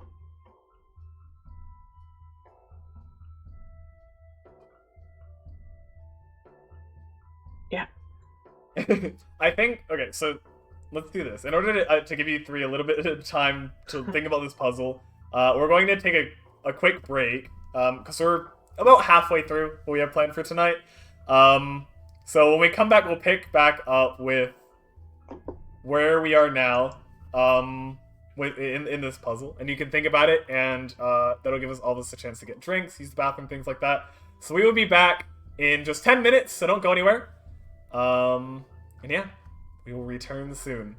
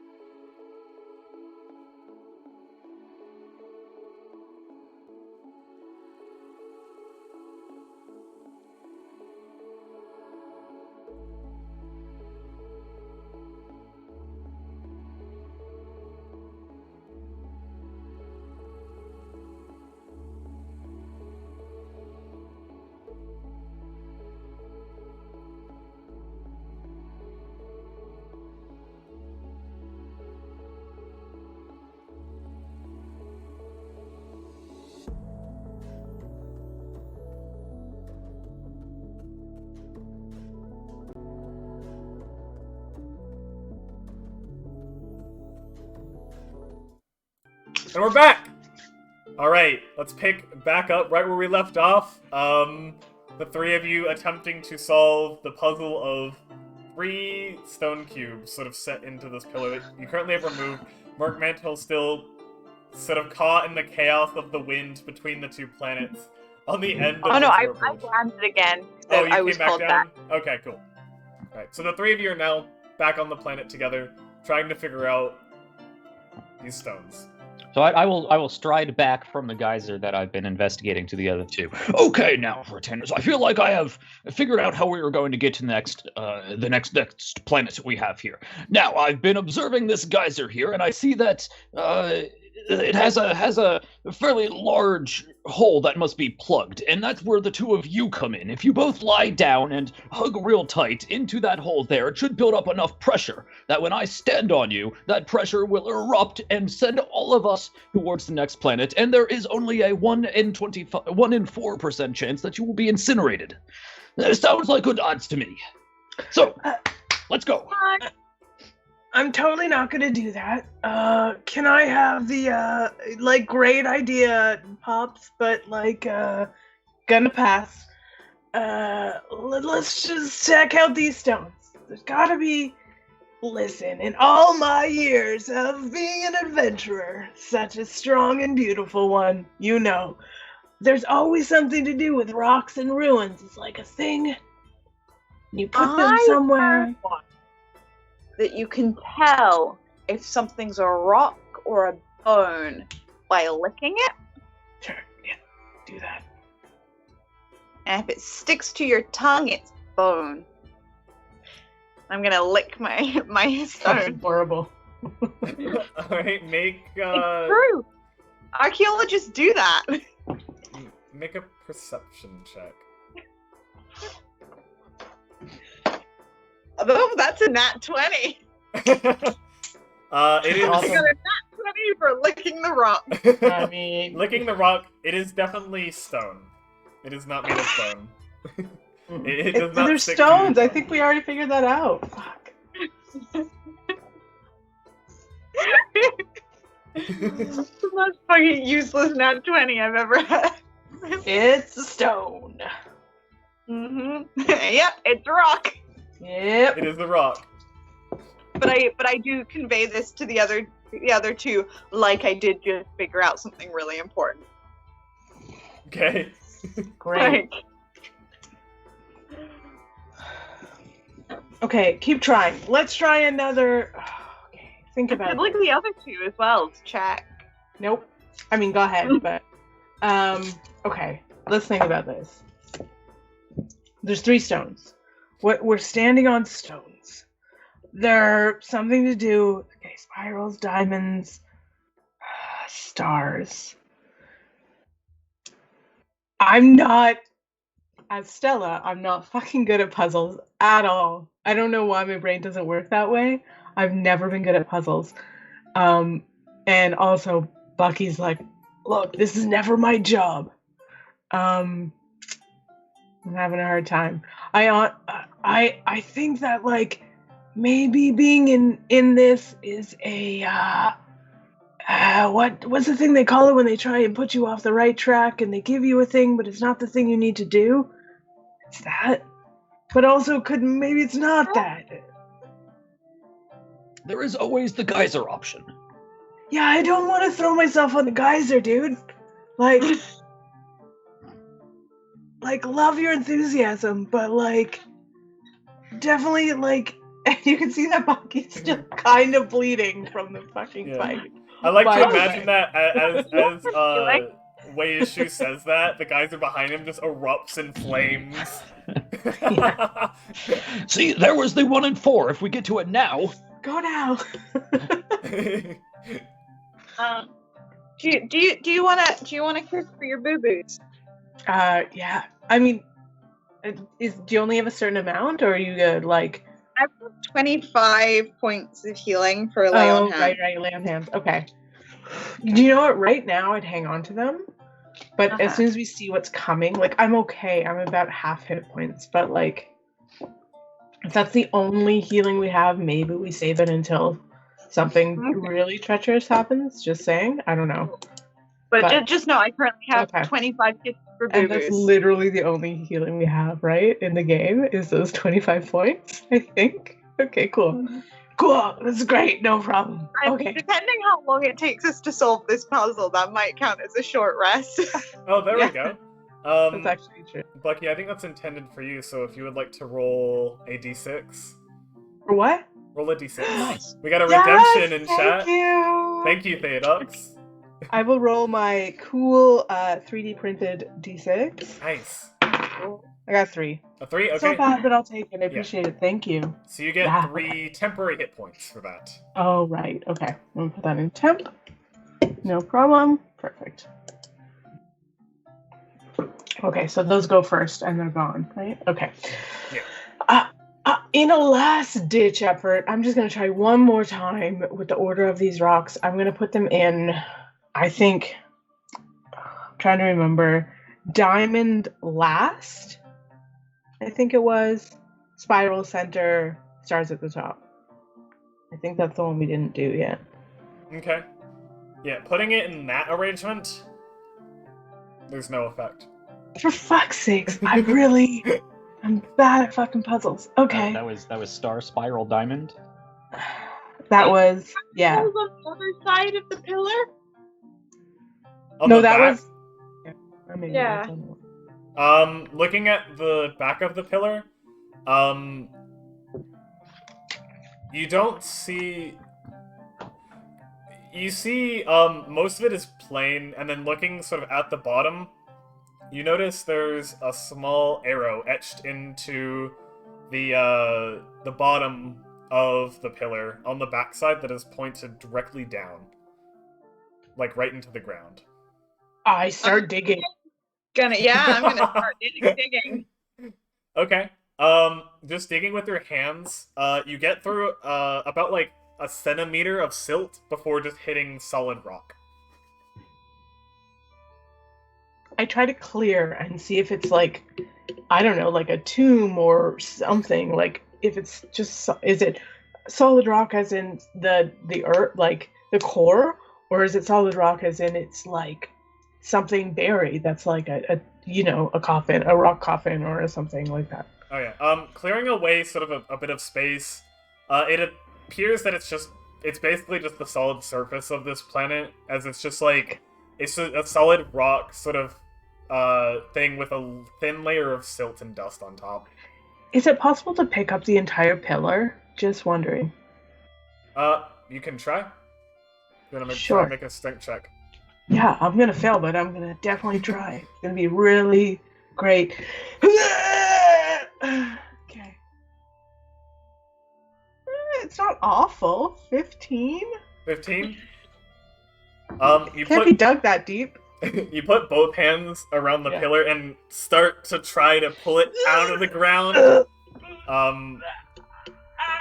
You aren't able, unfortunately, to pull it out. Ow, my back. You do feel it shift a little bit, and when it does, you can tell that it seems that it extends pretty far down into this rock planet. Into the rock. Yeah. Okay. Like the So bottom of it, however far it extends, it's more than just like a few inches. It extends down probably a few feet. So it's like a rock pillar that's into a rock core. So that's not fucking going anywhere. Right? Can we push down into the rock? Putting both hands on top and trying to push it down, it doesn't budge. What if we put the stones in with the runes facing down? Oh. Nope, he laughed, so nope. I can feel Robin mentally face palming so hard. Oh my Man, we work on my poker face, huh? Honestly, like I suck at puzzles and I'm sure I'm missing something. As Stella, I'm saying that. I'm working with an intelligence 2 here. No, but like, can you roll? Can you do a something? I don't know. Like, Yes, so I am going to go over, while they're pulling and pushing on this pillar, I'm going to go and take the stones, I'm just going to sit down on the floor, I'm going to roll them around for a little bit, and I'll look at them, I'm just going to put them in another random order. I'm going to put them in spiral, star, diamond. Spiral, star, diamond. Okay. Yeah. putting them in that order, nothing happens. I'll give you that is the same order that Bucky had put them in previously. Sure. That's a combination that had already been attempted. To draw attention to Theodox's comment in chat. Honestly, I just cannot with puzzles. Yeah. I live my life thinking that I'm a relatively smart person, and then I come across a puzzle, and I just can't. I don't know what that means about me or says about me, but I don't know the solution to this straight up at Stella. Well, there are 3 stones here, and there has to be a finite number of combinations. Now, There does. Do we have to do this like 26 times? I'm going to sit here all day and figure this out. I'll give you that you may be missing a part of this puzzle.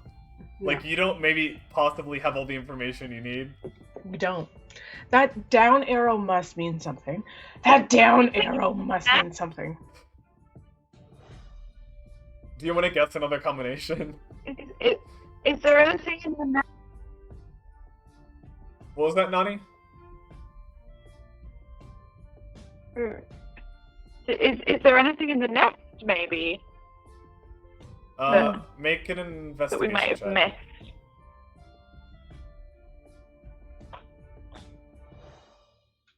My investigation. That's going to be a 15. 15? Okay. Looking around in the nest, all you really find is, like, you find some discarded feathers, and, you find a few of, like, the amber stones that had been, sort of, like, in a small pile in the center where they just kind of, like, fell down. The ones from the pond that you had come from originally.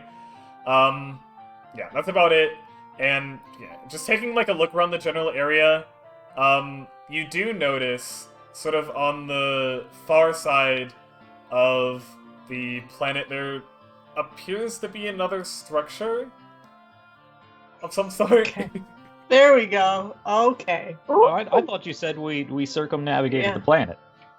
I thought we saw all there was to see. Okay. You roll shitty every time. So. I'm sorry if Yeah. I'm sorry if I'm okay. miscommunicated. That's my bad. I saw there's a thing. Oof. Maybe the thing. Should we go look at the thing? And then I fly off. Okay. So going and investigating, you find another pillar, almost identical to the one that you had been sort of messing with near the rope bridge. It's on the exact sort of like opposite pole of this planet, and it has inscribed in it that there aren't removable blocks, but there are the 3 symbols on it, and they are in the order from top to bottom of the spiral with the line through it at the top. In the center is the star with the 2 squares in it, and at the bottom is the diamond. Spiral Star Diamond. Spiral Star Diamond. Okay. I don't remember what the first one was in. Did anybody write it down? No. But Spiral Star Diamond is the one I just tried. Or, wait, sorry. What did I say? It's, yeah, Spiral Star Diamond. That's right. Never mind. Yeah. Okay. Spiral Star That is the combination I just tried, though. In the other side. In the other side. Yeah. Okay. Well, perhaps if we reverse it then, because it is on the other side of the planet.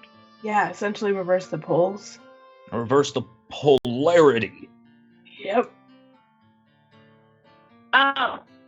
Wait. Jog back over. Wait, did you say that? So, yeah, on the other side, do diamond, star, spiral. Right? I'll give it a try, yeah. Okay, so you put it in Diamond Star Spiral? Yes. Okay. As you put the blocks in that order, the bridge snaps, as if suddenly becoming, sort of, solid, and, it sort of rolls out all the way to the end and attaches itself to the other planet. Right. That worked! Well done. Let's go. Should I also, as a very experienced adventurer, I don't know if I told you, I've been on many adventures. I know that bridges are shifty, so to speak. Should we sort of stay 30 feet apart as we pass? Just bridges tend to have shit in the middle that blow up, or they fall, or just stupid shit happens. Bridges, you know? I do not know. I go first. I do not then. know how you landwalkers managed to get anywhere. Bridges are the worst. You can fly and you can swim. I only walk for the most part. Yeah. But yeah, flying person, you go first. Cool. I'm gonna start going across the bridge. Okay. Okay. So you walk across what is about a 100-foot gap between or across this bridge. As you come across, it seems unusually stable actually, and he makes it all the way across without incident.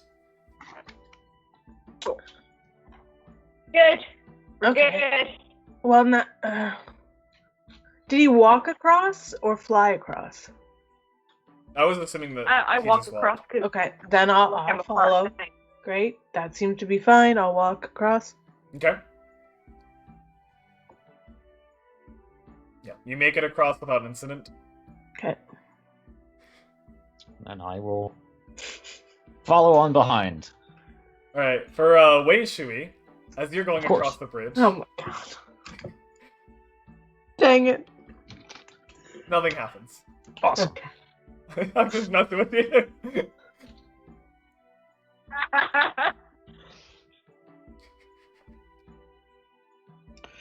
So where are we now? This is also still not my sea. Nope. This is not my forest. So you're on another sort of rocky planet island floating in this space. This one actually seems to have these geysers and more frequency. And as you start to explore a little bit, you find another sort of unique structure on this planet, and it appears that there is there's sort of two curved pillars that curve inwards like this, creating almost like an archway, but they don't quite connect at the top. I take out my crossbow or longbow and just shoot straight as much as I can, right in the not in the middle of where they're touching, but just in the middle of the space made between them, just to see if there's any kind of like barrier there. Okay. As you fire the arrow, it just flies through, and it doesn't seem to hit anything. And actually, strangely enough, you see your arrow disappear beyond the horizon, and then you hear a little tsk, and you turn around and you can see your arrow as it sort of landed in the dust behind you, sort of circumnavigating around. I was waiting for it to hit one of us in the back. Yeah, shit. Fair point. Okay. I think that would be unfair to do since I didn't make Bucky roll. Yeah, fair. Okay. And after a moment, you hear a crackle, and looking back over to this sort of structure, you see like a spark flash in between, and then it's quiet for a second, and then there's two more. And then it starts crackling with energy, sort of in the center, sort of where you had been trying to aim with your bow. And then there's this bright flash, and from it appears this, like, transparent blue humanoid figure. Wielding, has sort of this, and you see it draw from behind this great axe. And its face is almost featureless, and it's strange because you can see through their sort of opaque body, and they just start walking in your direction with their blade drawn. Guys, I have high charisma. Hold on. Hey, hello, blue friend. We've arrived here under mysterious circumstances, and fish sir here, and owl sir here We just want to, like, get back home. Your planets are cool. They're sort of weird, gotta be honest. That rock thing really stumped me for a minute there. But if you can just help us home, I've got a present for you. It continues walking forward for a couple seconds before suddenly there's another sort of bright flash as sparks encapsulate its body. And when the flash fades again, you see there's still this sort of blue, opaque humanoid figure, but now instead of a great, sort of having this great axe,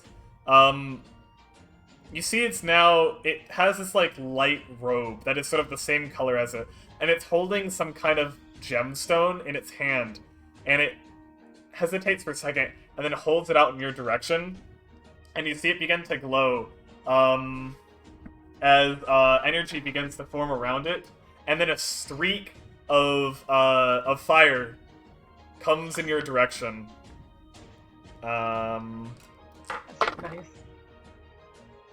Does a 17 hit? Yep. Okay. Yeah. Let me just check something real quick.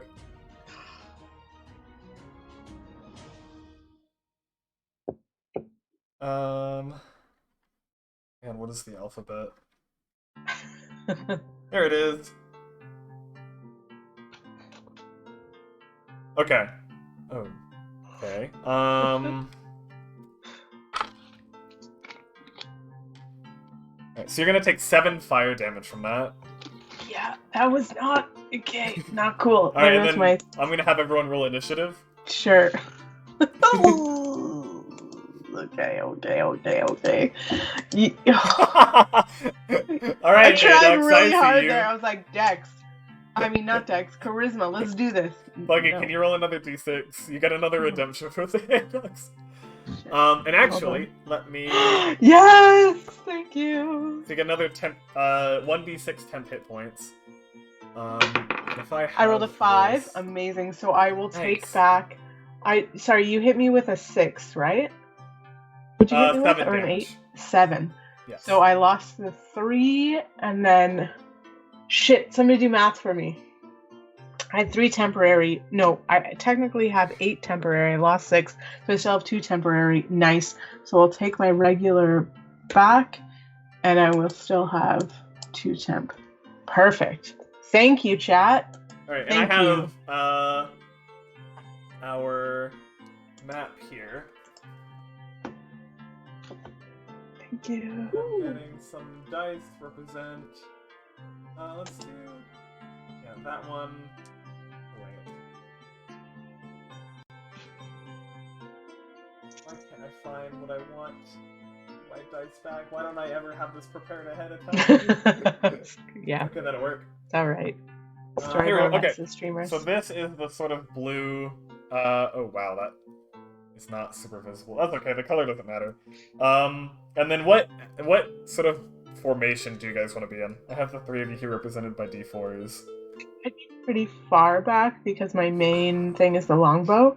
So I would have stayed with 30 feet back or something, let's say. That's better. Give or take. 30 feet back. I have okay. no concept of healthy fear, so I'm probably pretty far forwards. Okay. And I'd be somewhere in between. Alright, got it. So I will have sort of like space like that.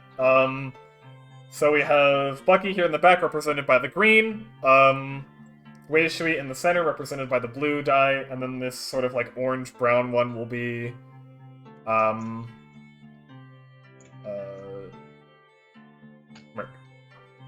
Oh wait, the name... That's not right. Let me fix that real quick.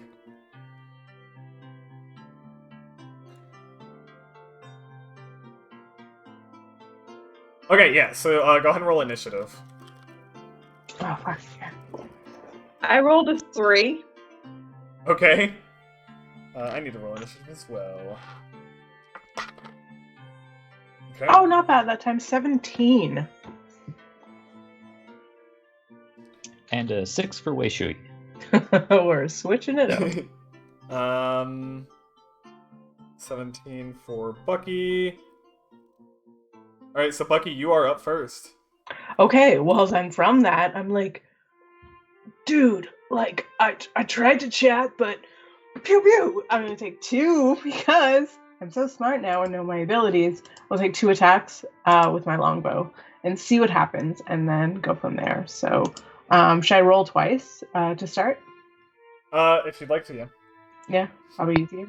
So, oh, fuck off. Roll the nat 1. My rolls Ooh. tonight. Jokes. First attack with the nat 1. Yeah, Okay, just second flies roll off should. into the distance. Second roll is a 22 to hit. Okay. Roll damage for the first roll. Squeeze me? Oh no. Oh, gosh. Alright. Oh, I think I know where this might be going. 9 damage? So as you fire, your shot goes high, and you see it disappear, and then suddenly you feel a sharp pain in your back. Yeah. You're gonna So I take a 9 full damage. 9 damage? Yeah. Y'all, okay, starting to be in trouble here. Everyone, yep, okay. Actually, thanks to those hit points, not awful, but not great. Okay, and the then... second one does hit, so go ahead Okay, and... roll damage on that one? Mhm. Okay. Second one is, fuck, I rolled a 1 on my damage dice, so 3 damage. 3? Okay. Yeah. You know what? Fuck it. I'm going to do an action surge now. Alright. Because why not? I take another action, which means I take 2 more shots. Yeah, you can take another multi-attack. Ha, ha, Go for it. ha, ha, ha, ha. Let's go big or go home, baby. Ooh, nat 20! Nice! Definitely And hits. then I will roll again just to, like, do that first. And then a 18 to hit. And 18 hits, yeah. Okay, so first one, the nat 20. Oh, pretty good. Okay, so it's I rolled a 7, so that's 14 plus 2 is 16 damage. Okay. And then the second one is just regular damage. I rolled a 1, so 3 damage, so 19 total damage on that. So that's my action surge. I will cross that one out. I get it via short rest, but I assume this is the big bad. Let me take my damage off, and I will stay where I am. Okay. That's my turn. Sounds good. Alright. The sort of blue shimmering figure is going to go next.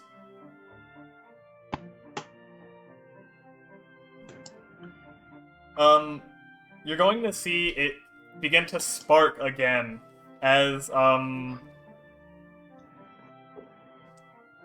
it's going to begin to spark again as it begins to, sort of change form. And this time it appears, it has, similar robes, but this time more ornate, even without sort of the colors that you can see before. And it slowly begins to lift off the ground as it's floating a few inches from the surface. It is going to...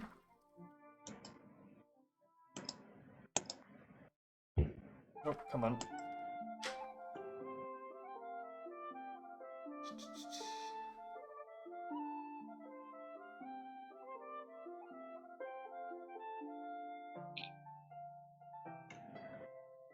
The anticipation.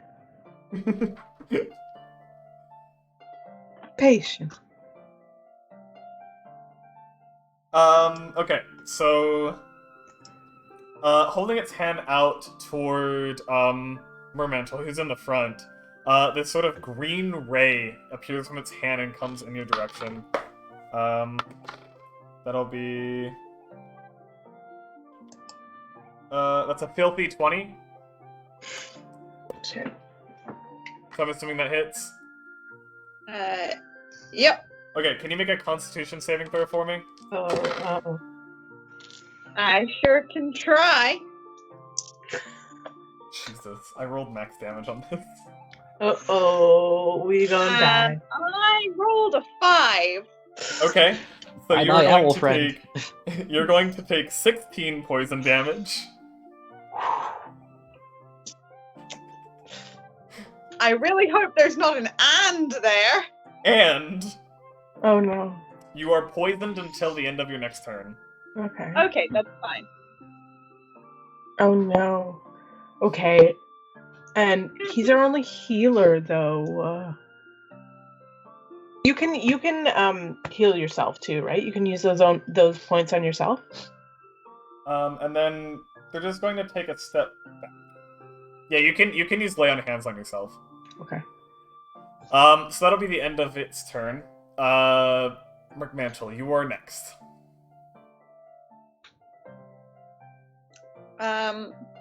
Wait, I'm next? Yes. I thought Wish had 6. Yeah, I got a 6. Yeah. And you got a 3? Oh, my bad. I misunderstood. Yeah, okay. I think I am next. Yeah. Then you're next. Okay. I am sorry. I thought you rolled higher than that. I will fix that. Okay, then, Wei Shui. What'll it be? Okay. I am going to...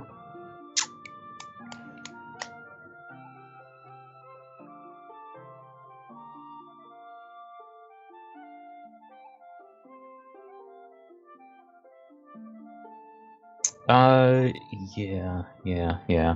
No, I think I'm just going to stick with the simple stuff for now. I'm going to make my way. Let me see if I can count on the map here. 1, 2, 3. 4, 6. Yeah, it'll take my full movement, but I think I can get forward while avoiding any of those geyser holes, and still get within 10 feet to cast Booming Blade and make a chain whip attack. Yeah. I'll put you right Nice. there. Okay. So I'm assuming you're staying 10 feet away? Yes. Okay. Alright, go for it. Booming Blade. That's a 19. A 19? Okay. That hits. Yeah, that hits. That is... Oh, rolled max there. 8 piercing and 8 thunder damage. 8 piercing and Nice. 8 thunder damage. Alright. Yep. Let's go. And if it moves before the start of my next turn, I think it is, again, it takes another 2d8. Right, okay. Was that all my movement, or was that 25? That was 25, so you still have 5 feet of movement. Yeah, I'll take a 5-foot step back diagonally, so I'm not right next to that geyser. Okay. Got it.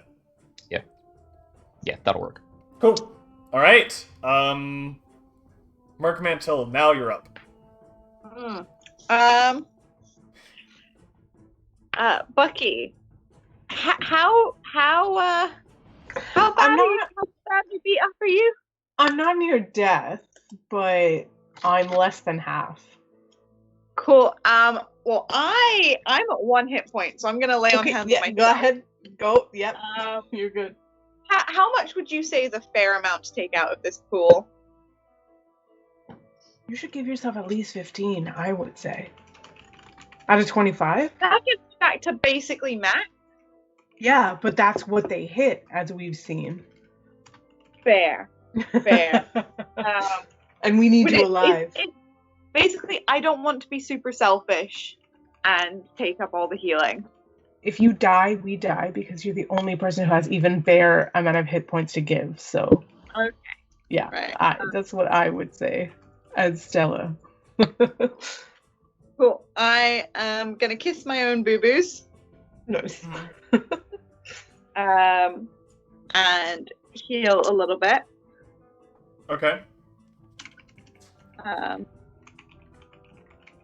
Through the power of a god, neither me nor Merkmantle particularly know which one. But we're just glad it works. Okay. And that is my action. Sounds good. Will that be it for your turn, or is there anything else you'd like to do?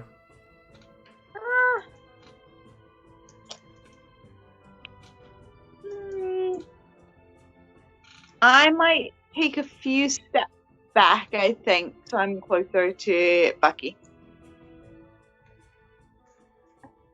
Alright, I can put you right up next to him. Yep, works for Okay. me. Alright, so you step back. And then that'll be the end of your turn. So then Bucky, back to the top of the round. You're up. Well, that seemed to go okay that time, so I'm gonna go ahead. I feel like this is the big bad, so I'm gonna go ahead and shoot my longbow, and at the same time, I actually take it back. I do kind of have one spell. As I hit, I'm gonna say, "Look at me, motherfucker," and I'm gonna cast Unwavering Mark as I do that. Okay. So, until the end of my next turn, if they try to hit anybody else but me, they have disadvantage. Nice. Okay. And if they do end up hitting anybody else, I get a free attack. Oh, no, wait, fuck. I have to do a melee. Well, fuck. Shit, I forgot. I think it has to be melee. God dang it.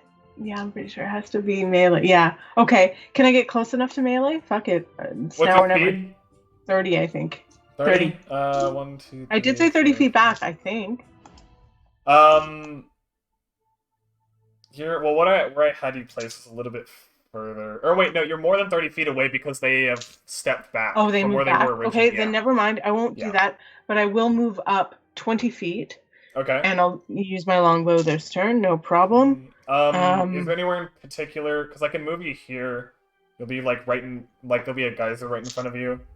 I will move just to the screen is weird, but just to the right of the geyser. So on the other side of where that other, I'm not sure who that is. I think that's Mark Mantle. The opposite side of the geyser. So like right here. Yeah, just like one over that way. Just so whatever. If I can, that's fine. Yeah. I can't because the stream is on like a 10-second delay of what we're actually saying. It's like hard to. Anyway, I know. That's it's fine. not the best. That's system, totally fine. But it's better than no map. Yeah, no, totally. That's totally fine. And I will longbow as long as I'm within like 15 feet or something. That's fine. And You're I will definitely within longbow range. Yeah, more about like so next turn I can get into melee is basically what I'm looking at. Do you want to get within 15 feet? Because right now you are 20 feet away. Okay, move me up 5 feet, just directly forward. And then that'll put you 15 feet away. Yeah, perfect. So in case they move 15 feet between the two of you. Yeah, so. That's fine. Okay. Just whatever, that's fine.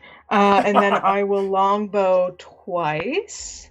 I also fucking hell. I think I've crit twice, and I just realized I'm looking at my little sheet I made for myself. I'm supposed to roll an extra die on a crit because I get savage attack. Fuck. I don't know how to use a fighter, but here we go. Okay. You rolled another crit?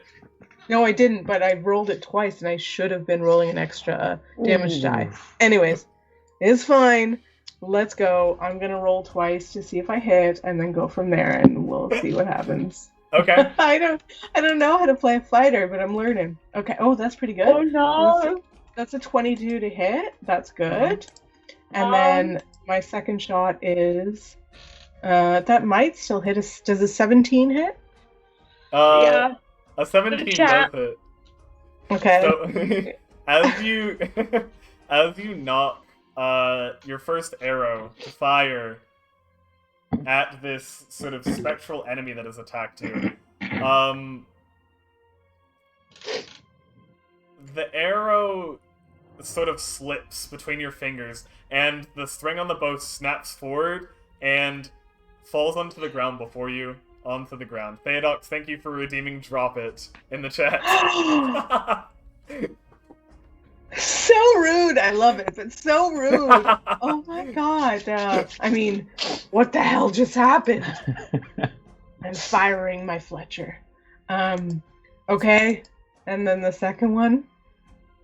Well, you dropped your bow, so you can't make any attacks. Oh, I dropped the entire bow! Yeah, you dropped your bow on the ground. Fuck you, Chad! I thought it was just maybe the, like, one.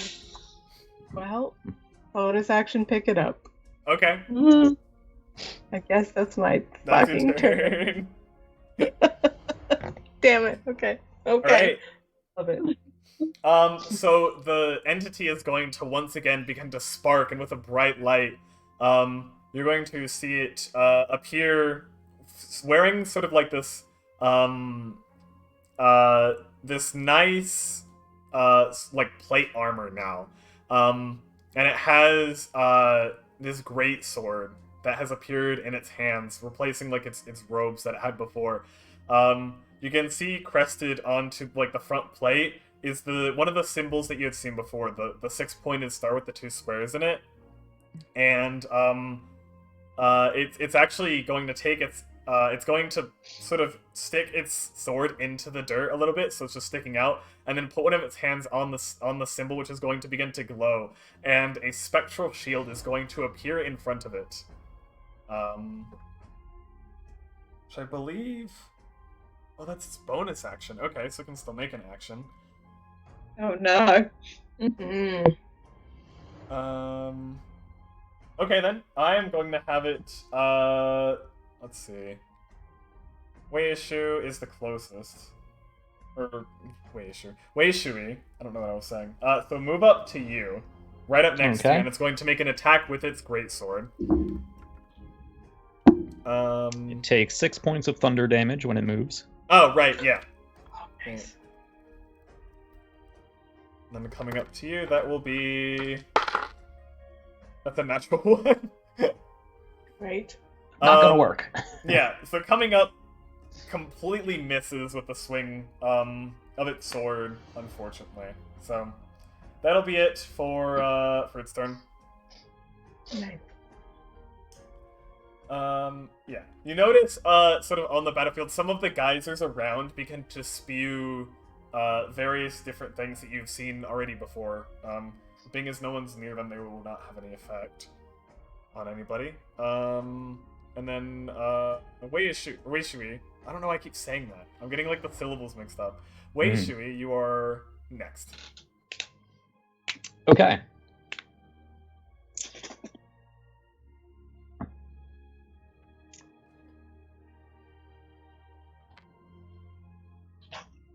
Yeah, I'm going to sort of whip the chain whip back to my hand so it's a little tighter. I'm going to take my coral crown and shift it around a little bit so that there's a blue pebble, or not a blue black pebble facing forward, and I'm going to touch my crown, and I'm going to cast color spray through it Nice. as a 3rd level spell. Okay. I'm going to say, listen here, I don't know who you are, but quit it and help me get home.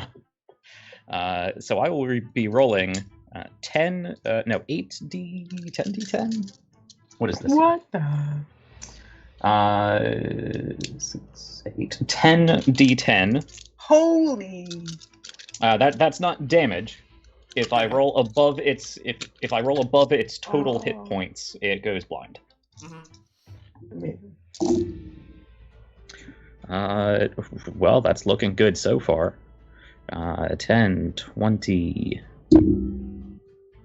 29, 36, 40, 50, 58, 62, 66, 71. If it has less than 71 current hit points, it is now blinded. It does in fact have less than 71 hit points. Yeah. So it is now blind. Beauty. It made me so nervous how long that took you. Sweetie.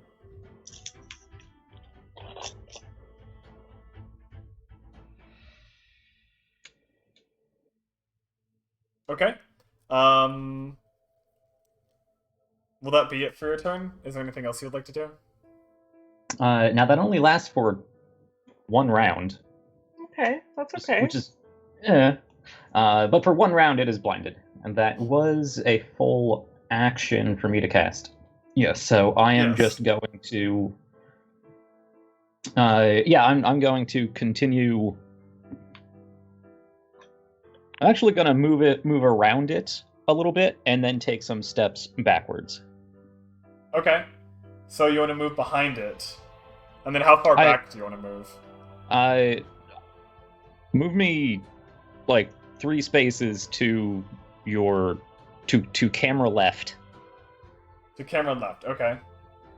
Like from it? From it. Yeah, I am going to be leaving its its provocation range, or Yeah, whatever you so want it'll to get an call it. attack of opportunity with disadvantage because With it's blind. disadvantage. Yeah. Yeah. All right.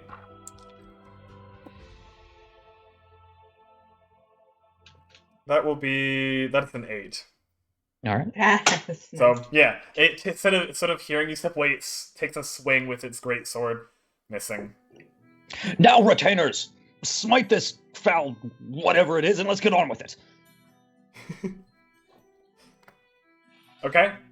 And that's the end of your turn. So Merkmantle, you're up. Quick question to his eminency. About, would you say you're closer to feeling great or closer to being dead? Like, what? I where are have you not at? taken any damage so far. I'm Okay, fine. cool. Then I am gonna keep a hold of my channel divinity until more than one of us is closer to death. And Bucky, would you like some healing, or should I try and hit the thing? I'd hit it for now. Like, I still think I could withstand one hit, so it might be Cool. worth, because it has disadvantage also. Yeah. Or you so have I'm advantage, whatever. I'm gonna run up and I'm gonna try and give it a couple of hits. So I can get up to it, can't I? 10, 15, 20. But yeah. Okay. So you are I'm going just gonna to run. Yeah, you can get up within. It'll use most of your movement, but you can get up within melee range. And you do have Cool. advantage. Yeah, Oh, you have and- advantage and- because it's blind. Cool. Let me get a second d20.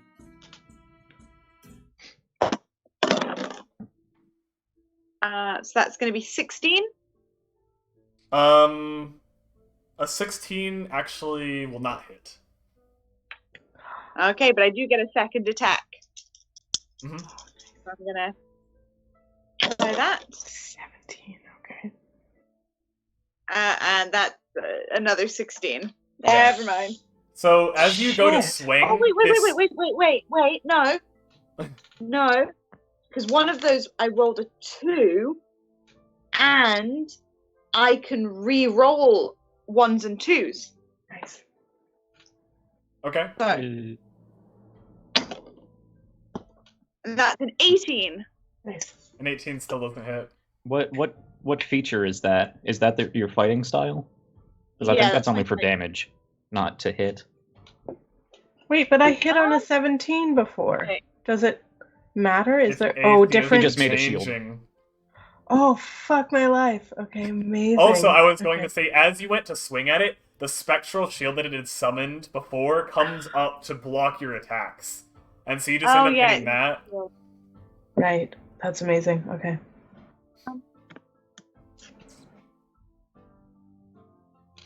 Oh, no, yeah, you're right. My bad.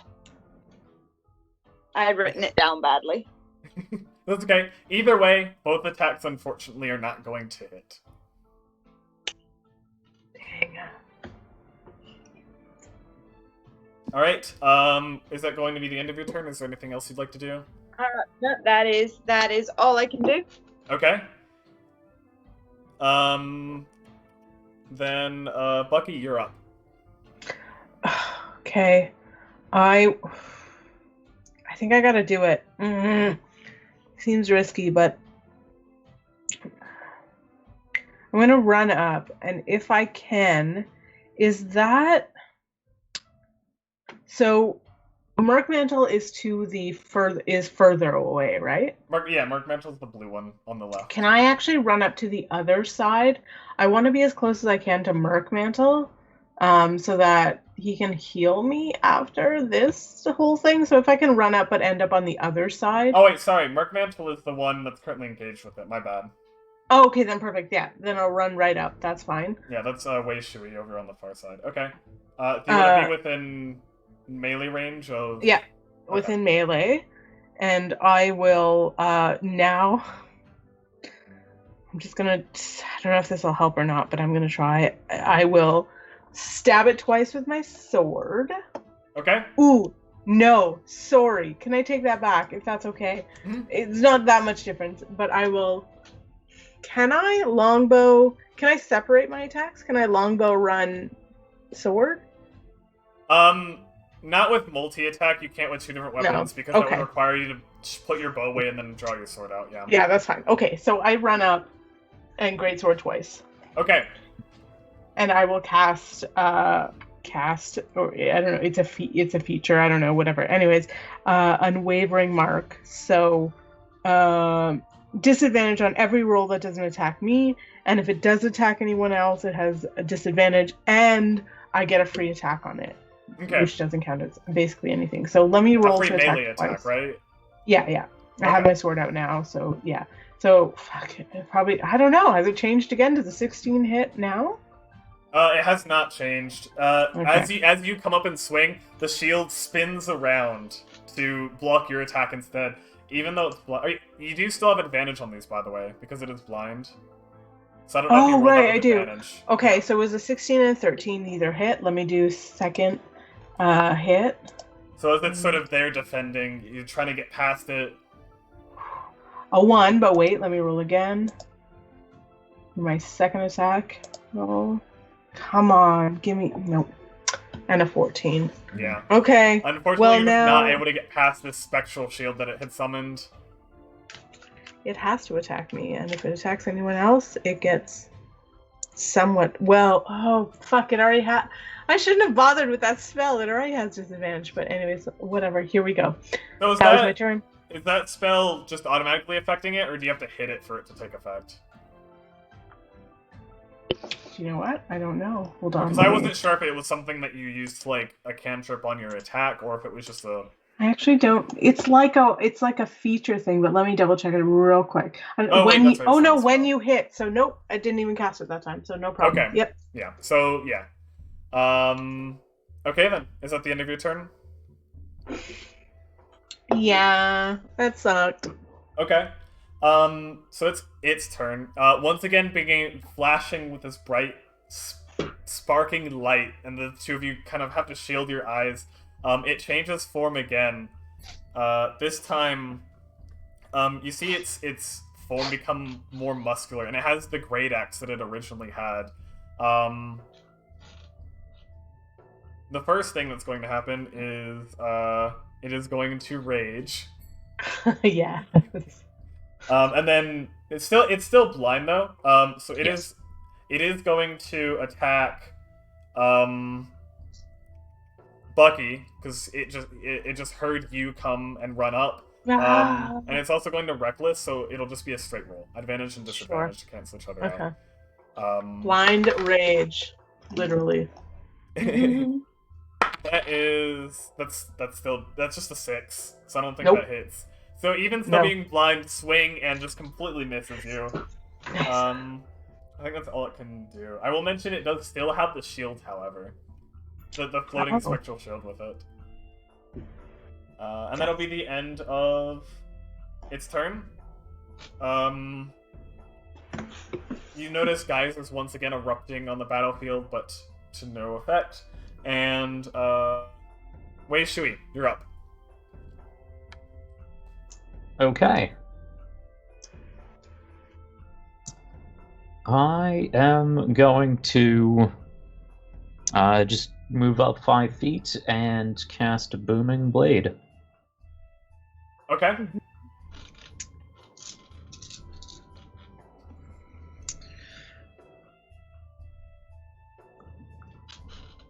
Let me check something.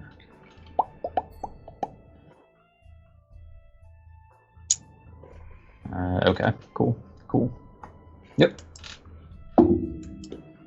That is a 19 to hit. 19 hits. There we go. All right. So that is one of these and one of these. That is 5 points of piercing damage and only 2 thunder. 5 piercing and 2. Okay, so 7 damage.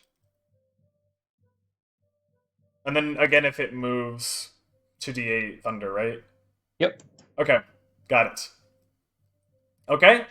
So yeah, you managed to get the spiked tip of the chain around your waist past its shield and managed to sort of pierce its incorporeal body. and that thunderous wave passes over it and sort of stunning it as it's still sort of wildly swinging in a blind rage. Is this shield effect perhaps a concentration? Oh, it is, so it doesn't need to There make we it. go. All right. Probably very easy to beat, though. Yeah, it passes. Yeah, cool.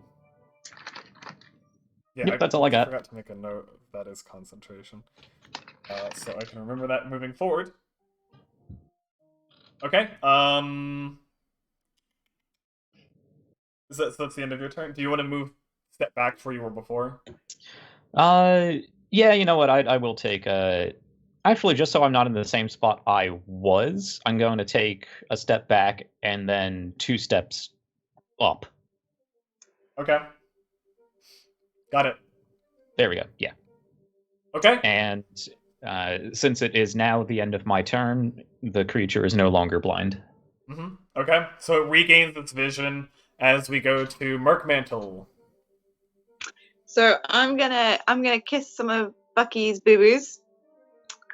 Alright. Bucky, how many boo-boos would you like kissed? I mean, I would save a few just in case. If I were you. So Bucky says, "Look, save some. I'm okay. Don't worry about me. I'm a hero." I will use half of what I've got left and give you 5. Will that Perfect. make a difference for you? Yeah, definitely. Yeah, it's great. Okay. Which leaves some for if if there's an eminence victim fucking yeeted soon. So yeah, that will be my turn. Oh Okay. shit, that's it. Oh god. Yeah, because Lay on Hands is an action. Yeah, shit. Okay.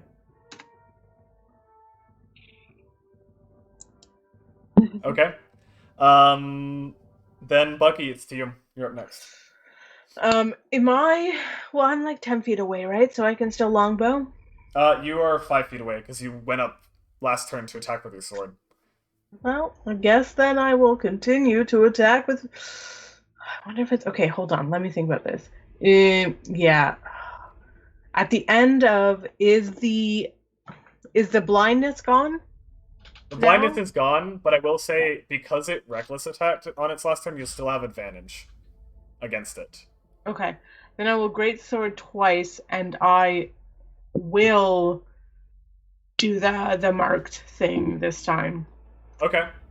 Okay, so let me do the attack first, twice with advantage.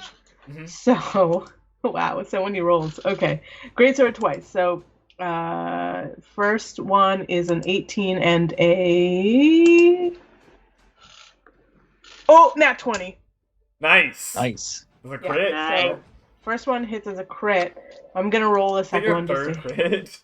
Yeah, and this time I'll remember my fucking 4 doesn't hit. It's an 8 to hit, and then does a 19 hit? A 19 does hit. Okay, Both so will first hit. one's a crit. Mm-hmm. So first one, this is gonna be pretty. It's not great damage because it's my great sword, which is not as good. But let's see here.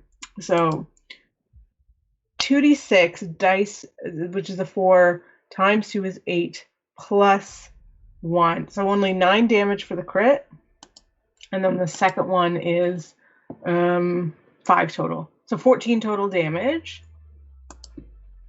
And I will do marked, unwavering mark. So basically it has to hit me, and if it doesn't, stuff happens. Gotcha. Okay. Yeah. All right. Yeah, And 2 concentration checks. Correct. Oh yeah. Again, probably really easy to succeed. That'll succeed. you never Yeah. know. Especially Yeah. It is raging, so it's taking half Yeah. damage. Oh shit. Right. Oh fuck. It actually does fail the second concentration check. That's So, amazing. Nice. I rolled a natural 4 plus 2. Nice. So, it's as you hit it the second time, even though it is resistant to the attack, it loses its spectral shield. That's great. Awesome. Okay. Is that the end of your turn? Yeah. Okay. Then it is the entity's turn. It is going to turn towards you, Bucky. And it brightly glows again as sparks fly out. And you're gonna see it wearing sort of these like long, like this like leather gown with like strips coming off, sort of like frayed at the ends, and holding like a long wooden staff. And then you're going to see it magically transform itself into a bear. Oh my god. Okay, sure. Go ahead. As it wild shapes. Sure. And then it is going to make 2 attacks on you. Okay. That's a natural 20. Oh shit. Uh-oh. No. That's okay. No, it's gonna be fine. I got a plan. That's gonna be 8 piercing damage on that. That's fine. No problem. Okay. Roll super high. And then that is going to be a 22 for the second one. Yeah, of course that hits. Yeah. As it attacks you with its claw. The first one was a bite. Mm-hmm. And then the second one is a claws. That will be 9 more slashing damage. No problem. Okay. I'm still good. Cool. I mean, it's a bit of a problem, but I'm still standing. It's okay. All right. Thank goodness for those heals, because I would not be otherwise. Geysers go off, and we are back to Wei Shui. Okay.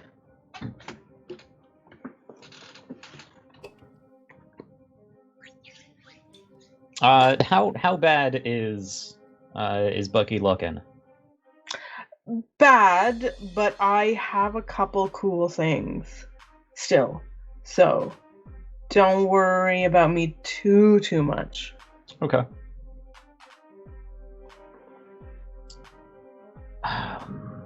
I'd rather you hit them. Is Yeah. what I'm saying. Yeah. I think I should just hit them at this point. Yeah. Yep. Same as before. Move up and booming blade. Okay. I'm not using any of my spells, so I'm not generating wild magic. But yeah, all right. Yeah, and there that goes off the table. Whoa. Where'd that go? All right. Magic. That's always the worst. It's a good thing I have plenty of dice. That's a natural 20. Yeah. All right. I mean, That great original job. dice was like, nope, I'm tagging out, bringing the big guns. Okay, so booming blade, that doubles both of these. That is going to be 10 piercing damage and 8 thunder. 10 piercing and 8 thunder. Okay. All right. We gotta be getting there. Come on.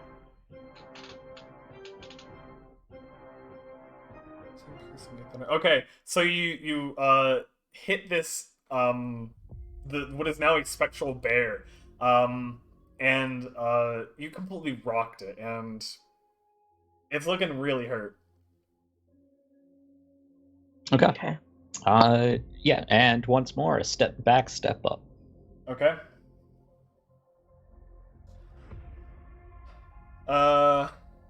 Merc Mantle, you are up.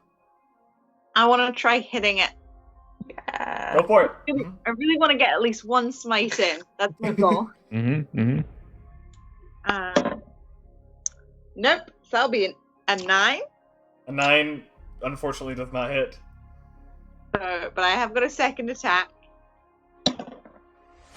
which will be a 21. That definitely Nice. hits. Yeah, smite away. Smite that bear. Yeah. And I'm going to use a second level spell slot for my smite. Nice. Okay. So that is gonna be. Where's put my dice? Oops, daisy. So I need 1d10 and 3d8. Yes. Go on. Allow me to retrieve my d8s without disturbing the cat too much. Being very purry and sweet. And we love him. Jokes. So, let's have a look. What are we doing?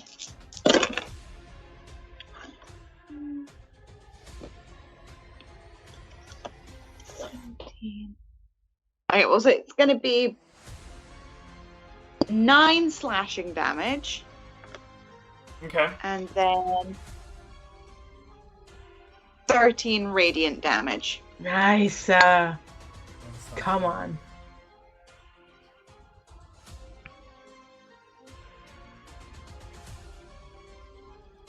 Okay. That's it. As you strike it with your greatsword, it is going to revert back into the form it was before from the bear. And you can see the radiant damage burning at the sort of like surface of its incorporeal body. Oh, sucks to be him. Is that the end of your turn? Yep, that will be me. Okay. Bucky. Okay. First of all, as a bonus action, I'm going to do second wind. Okay. So I get 1d10 heal. Ha ha ha! I forgot I had that, and then I didn't forget. You know what I mean? Mhm. Okay, so 1d10. Is it just a flat d10? Yeah, it's just a flat d10. That's it. No, not it's I Plus your apologize. level, isn't it? Yeah, 1d10 plus your level, so it'll be 1d10 plus 5. Oh fuck yeah! Oh, That's what I I'm thought. so I've played strong. one of the few times I got to play as I played as a fighter, so I remembered that much. I get 11 points back. Fucking feeling strong, feeling good. I'm not Nice. that good, but I'm good. I'm not dying now at all. And then I will. I'm so tempted to. No, it's fine. I'll stay where I am and just greatsword it twice. It's fine. First hit is a 16. Does that hit now without the sword and everything? 16? Yeah.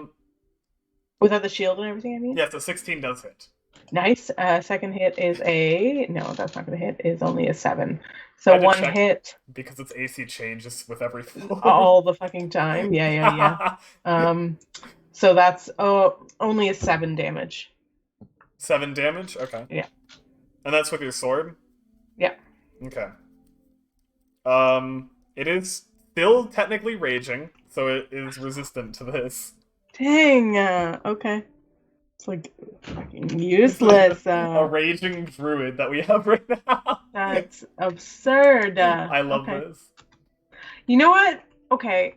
This is gonna maybe be a bad idea, but I'm gonna do it because F it, it's a one shot. That's when you do all your crazy ideas. Mhm. I'll take the attack of opportunity. I want to run between those thingies. Okay.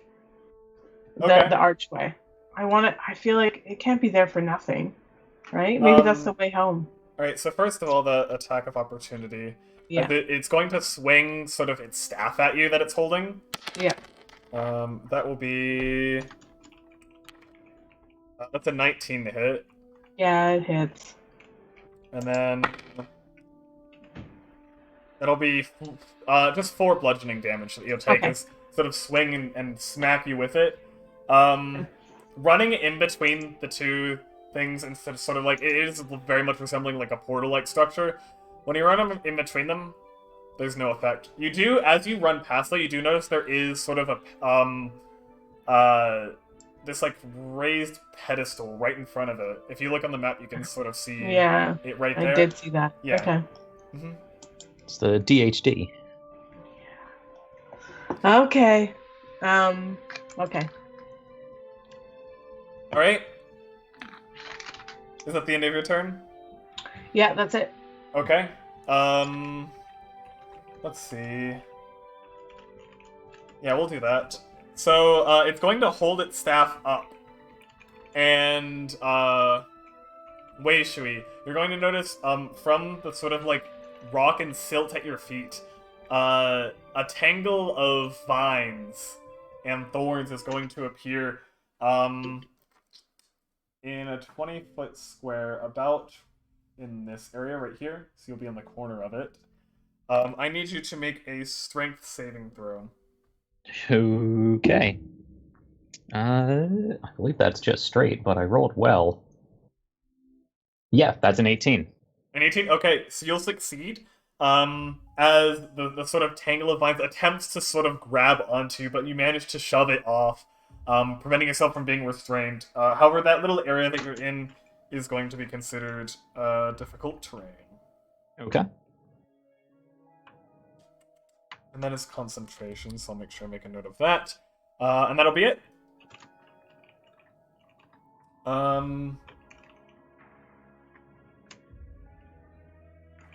I don't think there's any bonus action I have. Okay, so yeah, that'll be it. And then, Wei Shui, you are up next.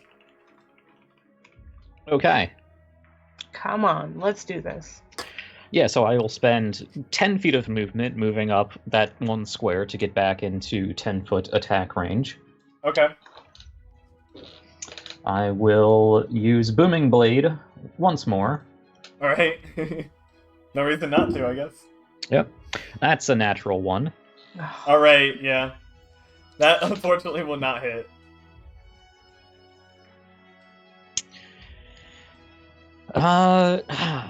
Okay. I was gonna do something cool if that hit, but it didn't, and I don't think I have really anything else I can really manage to do. Hold on. Did it attack? Wait, what did it do? Did it have its turn yet? It just cast a spell. It cast a didn't make an spell, attack. yeah. It cast a spell to attempt to restrain... Yeah, Wei Shui. so then I get a free melee attack on it. Well, that doesn't count as an attack. Really? Yeah, because it wasn't rolling to hit. It just sort of cast it, because the spell was just an area of effect. If damage... Oh no, nothing. No damage even happened. No, it's Never not, mind. It's not a damaging Yeah. spell. Yeah. Carry on. Damn it. Yeah, whenever you have stuff like that, spellcasters are always tricky because they can work their way around it. Yeah. It does say if Yeah, damage is done to sometimes anyone else, what but counts as an attack is absolute bullshit. Like, let's be honest. yeah. It's like if 'Cause you I- cast I a got- spell that's a saving throw, it doesn't matter if you have disadvantage because you're not rolling to hit, as long as it's an area of effect. So, spellcasters can get away with weird stuff with like being blind or restrained or, you know, and just kind of ignore that with certain spells. Okay. Let's go. Alright, did you so- want to move back? Actually, because this is a one-shot and we have plenty of spell slots to burn through, I'm going to use Misty Step. Okay. And I am going to just Misty Step onto the other side of this creature, maybe 15 feet away from it. Right there? That is a spell higher than level 1, if you would like me to roll on the Wild Magic table. Absolutely. All right. Is where I placed you okay? Yeah. Perfect. Okay. Exactly where I was thinking. Alright. So let's get some wild magic in here. That's a 98. That's a high number. You regain all expended sorcery points. I haven't used any sorcery points, but I got them. All right. Nice. That's a shame. Okay. That's all I have, but I do have my my Tides of Chaos back. That'll be helpful. Cool. All right, that's all I got. Okay. Merc Mantle, you're up. I'm gonna go in for a couple more attacks because I'm just really excited that one hit.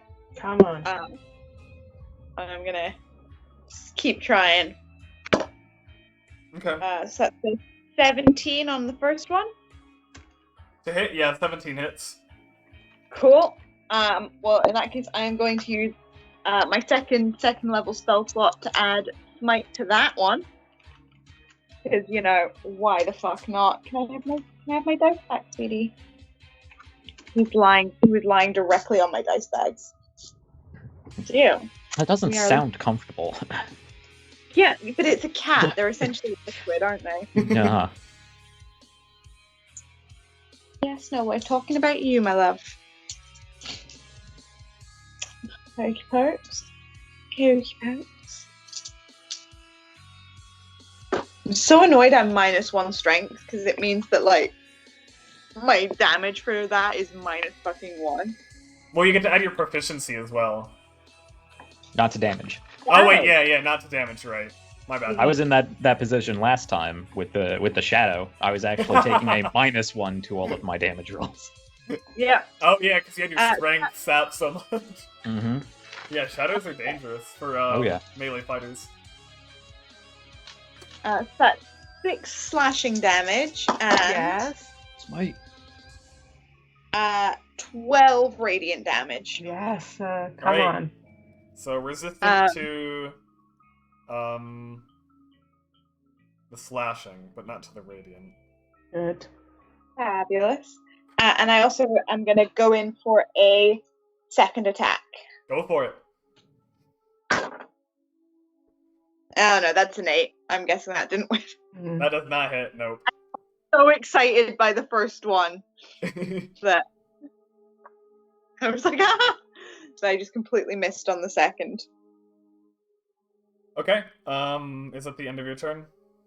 That is indeed the end of my turn. Okay, Bucky, you're up. All right. Well, now that I've moved away, I can at least use my longbow. So I will go ahead and fucking try to shoot that. At least it should hit. For God's sakes. Any reason I have advantage anymore? No, eh? No. That's all gone, There's nothing right? to give you. Yeah. Okay. Well, it doesn't matter. That's a 21 to hit on the first attack, and a. Oh shit! I was Ooh. meant to reroll one of those damages. Do it. 21 and a 25 to hit. Nice. Heck, I have a +7 because I took feats in like archery, whatever. Mm-hmm. All right. And fighting style. So, but the damage is fucking nothing. Damage on one is 5, and the damage on the second one is 8. So 13 total damage. Okay. Come on. Still raging, so resistant. But they do hit and they do deal damage. I love how the first creature I had you fight was resistant to this stuff, and then Yeah. and then it rolled a barbarian. Yeah. Yeah. That's it. Yeah. But yeah, I'll you chill. did do some damage, and it's looking pretty hurt. Okay, good. You can see it's got like the arrows, and it's got like slashes and scars, and even as it changes form, it keeps its wounds. So hurting pretty bad. Okay. Is that the end of your turn? Yeah, that's it. Okay. I was going to do something else. So it begins to change form once more. The session is going well, thank you. As it begins to change form once more, you see it replaces its staff with a lute. Oh, No. fucking no. Bard. What up, Bard? It is the bard.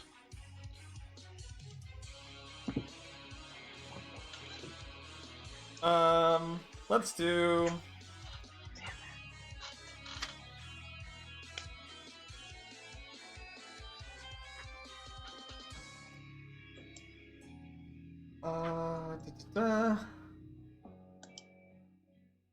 Okay, so it can cast this at 3rd level. It is going to cast Cure Wounds on itself. Oh, come on. But to be fair, I was originally planning on having it cast Thunderwave, so...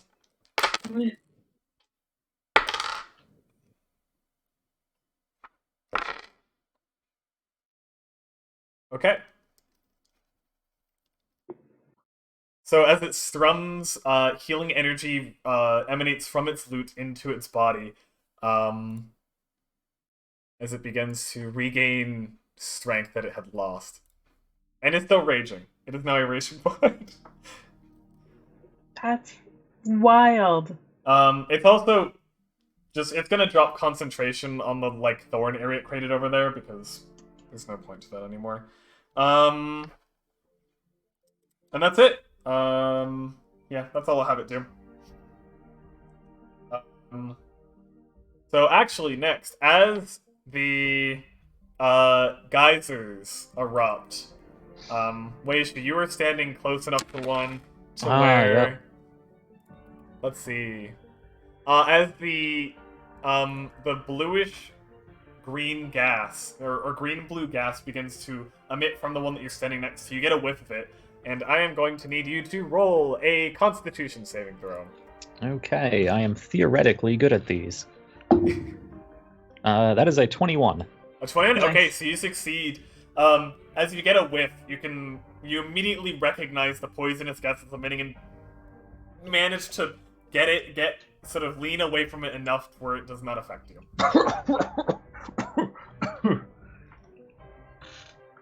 And then it is your turn. All right. No effect whatsoever from that. No effect. Awesome. Just restored a whole bunch of health. My booming blade technique doesn't work while there are other people there so it doesn't have to move. But that's fine because our paladin owl is doing some good smiting. Smiting is always great. Oh yeah. And it gets past the So- resistance of it raging. It's taken some beating, so I'm actually going to. No, I do. I'm going to save that until I need my chaos back. So I will just move up and booming blade, Okay. and I will take advantage on that with my chaos. I rolled a 2 both times. Damn Damn. it! Come on! All right. Yeah, so it steps out of the way, teasing you with another strum of its lute, as bards do, as the thunderous release is just goes past it, lifting dust and dirt off of the surface of this planet that you're on. Yep. And I will again step back, but diagonally, so I'm not next to either of those two geysers. Okay. Got it. Okay. That's all I got. Yep. Alright. Merkmantle, you're up. What do you think I'm gonna do? Go for it. Let's keep beating on it. So that'll be a 12, which I'm guessing won't hit. No, a 12 does not hit. Cool. But I'm gonna go in for my second attack, which is an 11, which I'm guessing will also not hit. Yeah. It's just sort of do-do-do-do-do-do-do-do-do as it's dancing around your swings.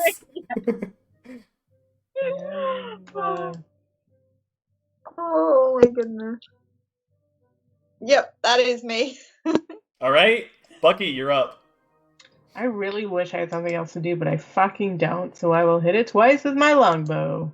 Yeah. Unfortunately, I the can't- most versatile person on the battlefield is the entity that changes class every turn. Like, it can't still... How is it still fucking raging? I don't get it. Anyways, it's an 18 to hit, and a... And 18 hits, yeah. Oh, that's not bad either, and a 20 to hit. Those both hit. Yeah, and the damage is gonna be shit, because raging... Oops, that's not the right damage. That's the damage I wanted to do. 5, and... Nope. Shit, rolled the wrong... I keep rolling my greatsword by mistake. 5 and 4, so only 9 total. And there's 9 total? literally nothing else I can do. I literally have nothing else. Fuck, I never want to be a fighter again. Okay. That's it. That's all I got. Right? I mean, at least you're consistent. Yeah. Right? So the 2 arrows managed to hit. It's still strumming, Yeah. even through, like, the pain. Sure. And then it's its turn next. It is going to turn into... Oh, okay.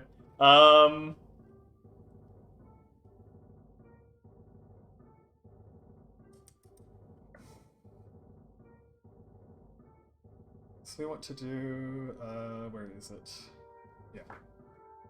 Okay, so you're going to see it transform, this time wearing some chainmail armor and holding like a one-handed mace in one of its hands. You also see it has... it's wearing a necklace with a pendant on it, with the symbol that it had on its chest piece before as it had been in its paladin form. This time turning into a cleric.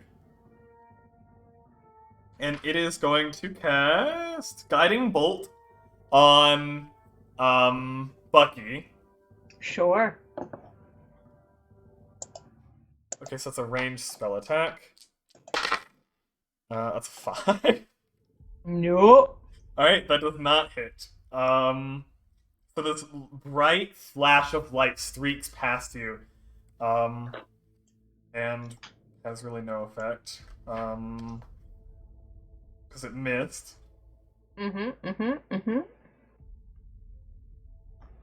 But I believe... God, I have to check so much because it's a different class every turn. Alright. Oh no, that's an action. Never mind. Okay, that'll be it for its turn. Just a failed attack. So that will put us to... Geysers go off, no one's close enough to be affected. Weishui, you're up. Okay. Come on. It's taken some more hits, so it's probably going to be more susceptible to this. I am going to cast Color Spray again and try to blind it. Okay. Let's do that. How much health do I think this has? I got sorcery points. I'm going to make it a 3rd level spell. Not a 2nd level spell. So that is 8d10. Okay.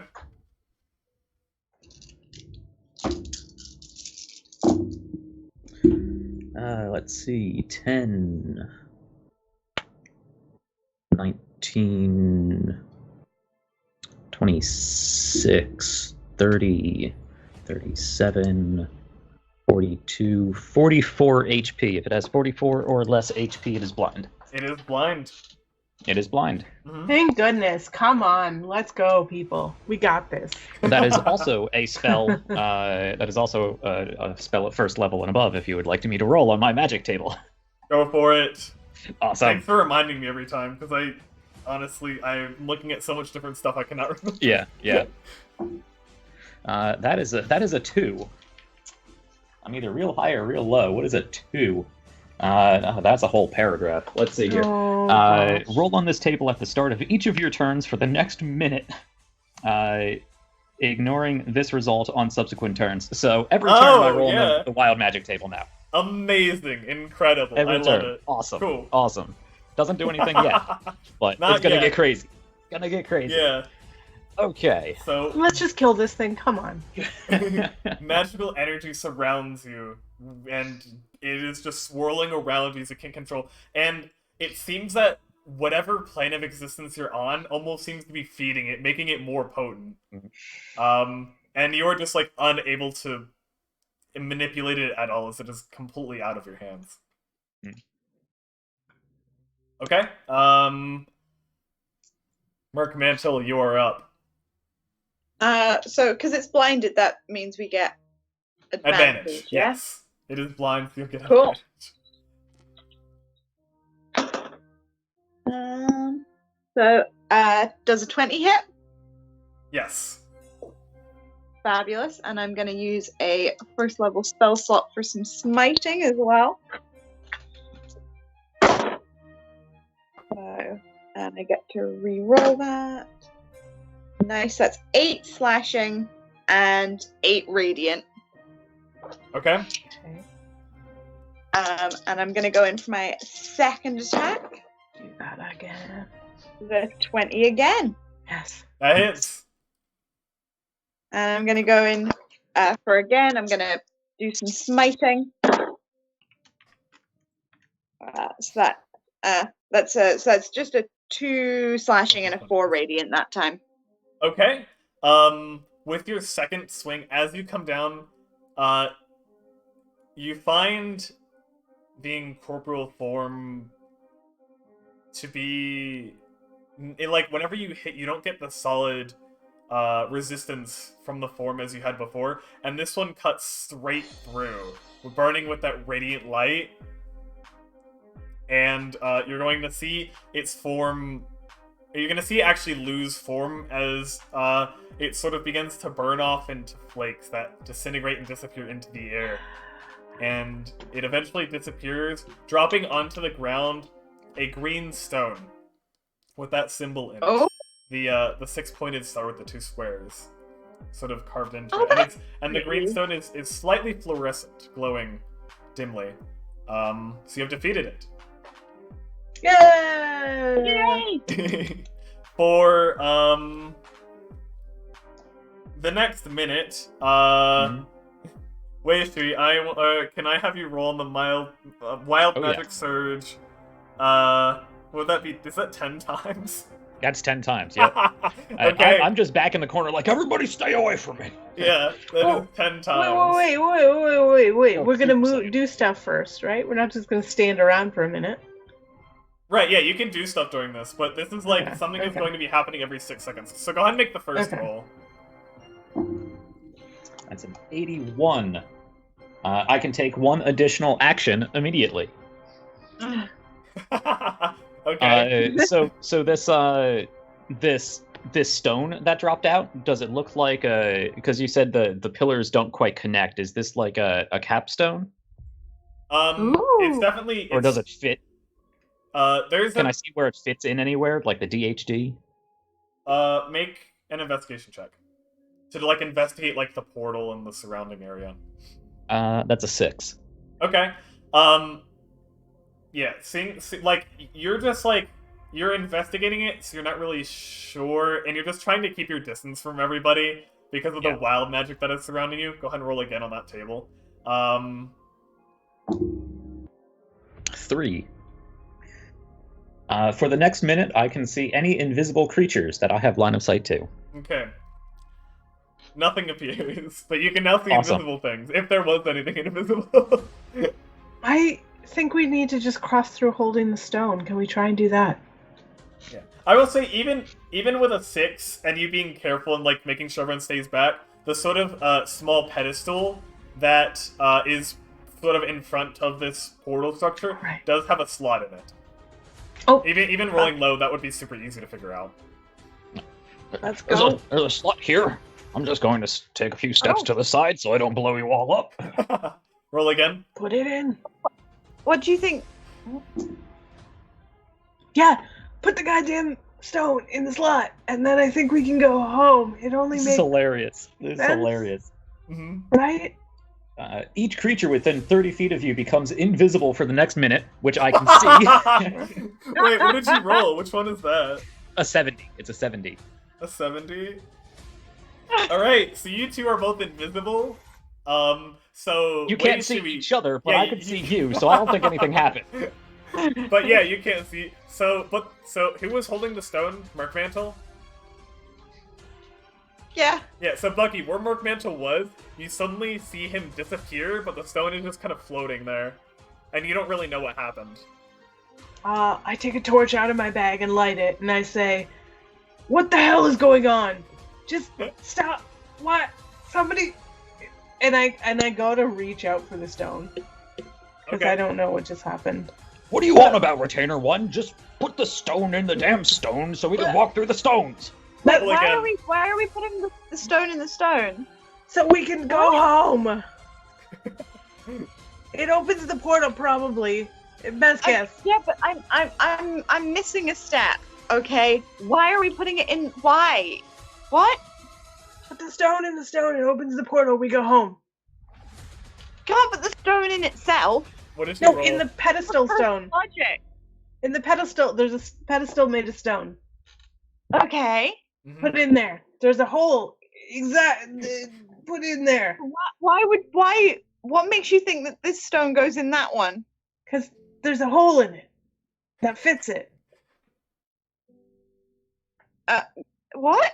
We just saw it. It's I'm there. really leaning into this -3 intelligence.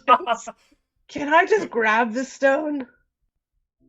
I turn a vibrant shade of blue. Okay, 24. got it. Cool. And that is permanent. Yep. Wow. Okay. Unless you Oh, someone I needs to remove I look curse 80 stone. years younger. This is fantastic. Yeah. Okay. I grabbed the stone from Merkmantle. All right, Mark Mental, you The suddenly empty. are you gonna resist as you suddenly feel an invisible force? No, but I am going to start to cry. Okay, so you snatch it. You just see the snow get ripped from your grasp and is floating through the air, being carried toward the pedestal as you begin to cry. I put it in the pedestal.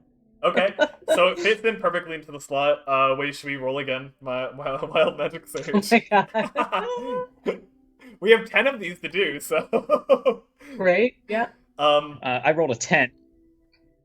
I cast Magic Missile as a 5th level spell. It Good, does not. good. It does not determine a target. So I imagine it just randomly goes off. yeah, it just goes because I would you would get to choose the target if there's anything you would like to hit in particular. I'm assuming you don't want to target these two. No. Okay. No, I'm just standing there. I'm like, oh, I feel something happening. An 8. I think that would be 8. Yeah, that would be 8 magic missiles just fly off, creating an array of lights that go off into space. Just like anime missiles, just Yeah. all around, not hitting any of them, but coming dangerously close. And they can't see me, so they don't know what happened. God. It's just magic missiles came raining down We around. gotta get the fuck out of here. Wait, It's are you blowing up. invisible too? It said every creature within 30 feet of me, and I would assume I am a creature within 30 feet of me, but I'll leave that up to you. It also says invisibility ends when an attack or casts a spell, so you would have just become visible So that again. would... Okay, there we go, yeah. Since it said you cast magic missile. Yeah. Okay, so the stone sinks into the pedestal, and swirling sparks of electricity begin to appear in the center, similarly to when that entity had spawned from it. But this time it grows, and eventually creates this flat, swirling blue portal with occasionally sparks will come off of it. Roll again on the wild magic surge. And the portal, a portal has now appeared before you. I love that you Touch the got portal. wild magic for the next minute. That's amazing. Yep. That's So a 25. 25, so I have a third eye that appears on my forehead for the next minute, during which I have advantage on wisdom perception checks that rely on sight. Okay. Which is very uncomfortable because I have a crown on, so I'm like, what is... Yeah. What's... Okay. So that there is I no jump portal. into the portal. Okay. Yeah, I'm going to. Like, this place is doing weird things to me. I'm out Yeah, of here. this place is blowing up in my mind. So people are turning invisible. There's missiles. I'm like, get the fuck out of here. All right. Do one more roll on the as it sort of another effect hits you as you're running to go into this portal. Yep. That's a 68. Which is just invisibility Right. for everybody again. Yep. We are so invisible. When no 68, you are frightened by the nearest creature. Oh. 67, Oh, 68. who's closer to you? yeah. Your No, your you're right, buddy. yeah. As you're I running am now through, frightened of Bucky. Yeah. suddenly this terror of Merkmantle, this like small little owl person, just fills you, and you get filled with fear as you dive through the portal. And Retainer 2, what are you... 1, whoever you are, what are you doing? I'm out of here. You suddenly notice that whilst most of me looks like an animated stuffy, I do actually have talons. Merkmantle, you're the only one remaining. Oh yeah, no, I go through as well. Okay, so you follow through. The three of you passing through the portal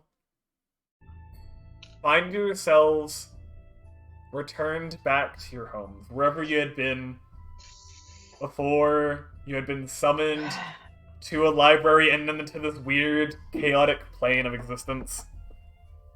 Returned back to your lives with nothing but a story to tell and some wounds to treat, perhaps, for a couple of you. Yeah. But yeah, So I assume it was a dream. I get back home and immediately cast confusion on myself. I'm like, this That's is still not very where I fitting. belong. That's very fitting. Amazing. I say to my partner, I never want to see an owl or a fish person again.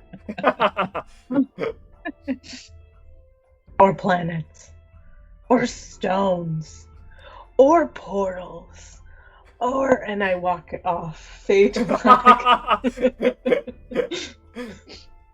Amazing. All right, so that's it. Congratulations on not dying.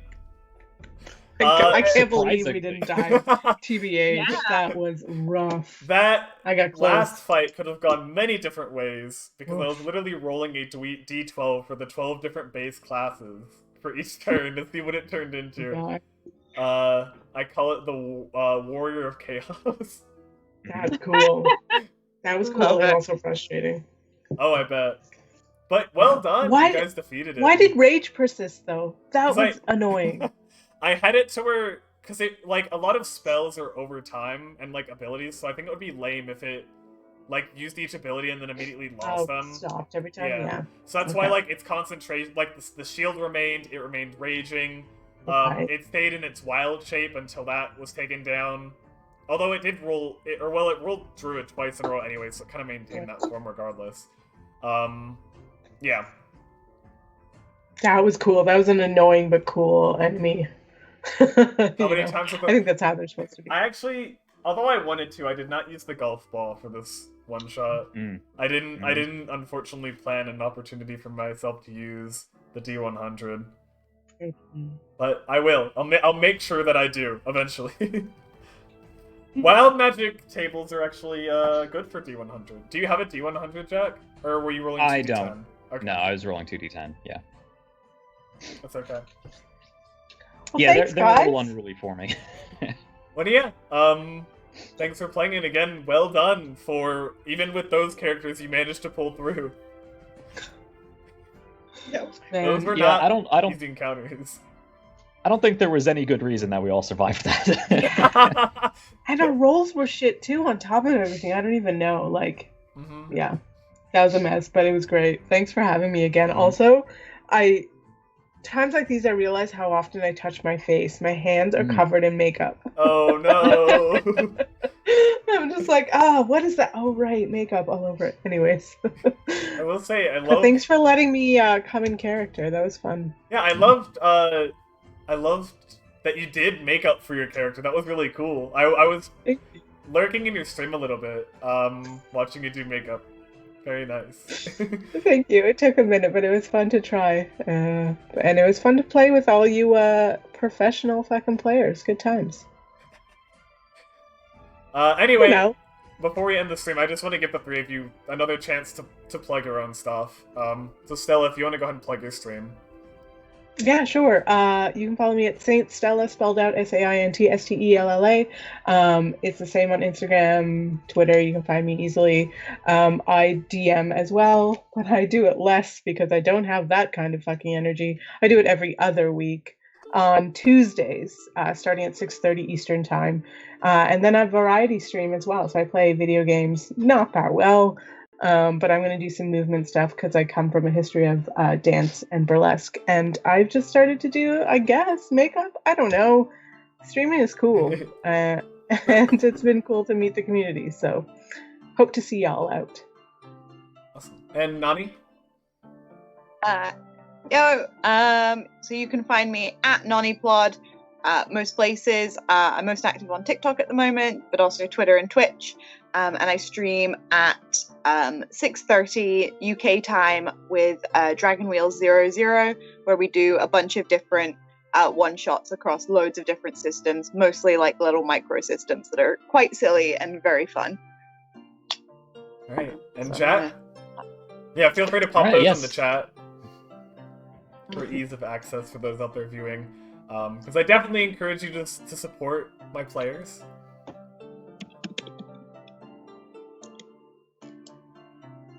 And Jack, you can go ahead and talk about the People's Ascension if you'd like to. Awesome. Yes. Hello, I am Jack. I am the DM of the People's Ascension, and the other various things we do. Not just a D&D campaign series channel anymore because there's a bunch of stuff I want to do because indeed streaming is cool. And so I also play video games. Wednesdays we do some world building. Sometimes we just hang out and chat.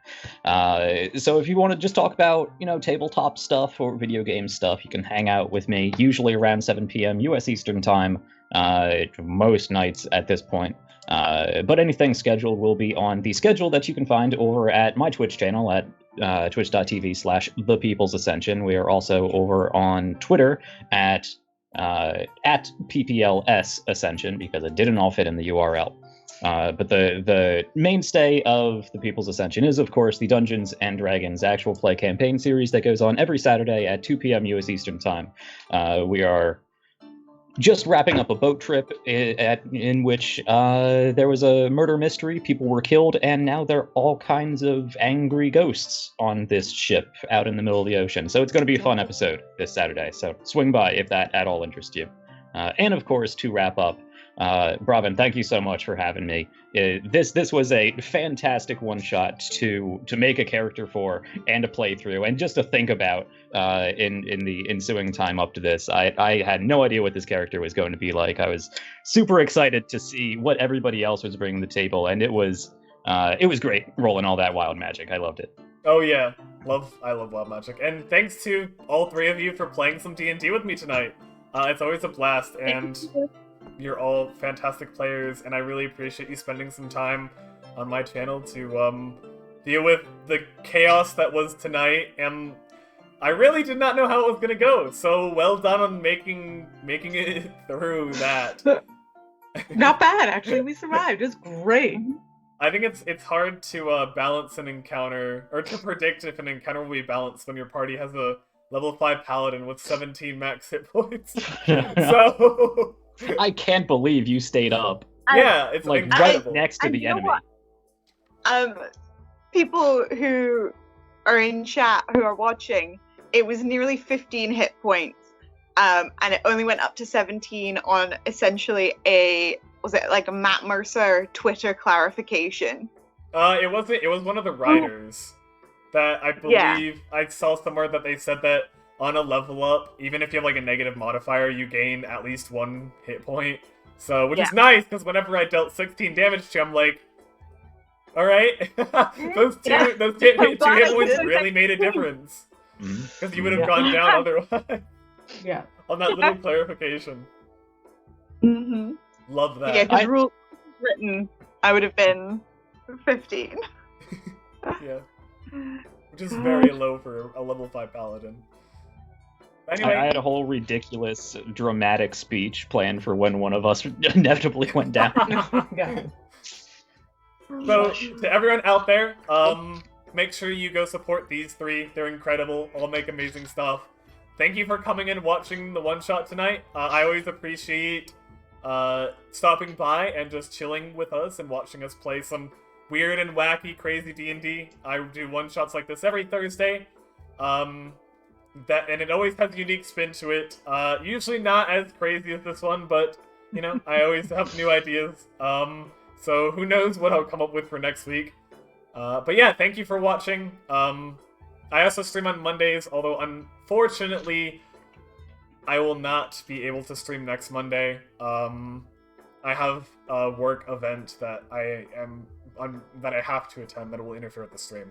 So I might stream a little bit later, but don't plan on seeing me on Monday. But next Thursday there will be another one-shot just like every week for the past few months that I've been doing this. So thanks again, and I hope to see you all next time.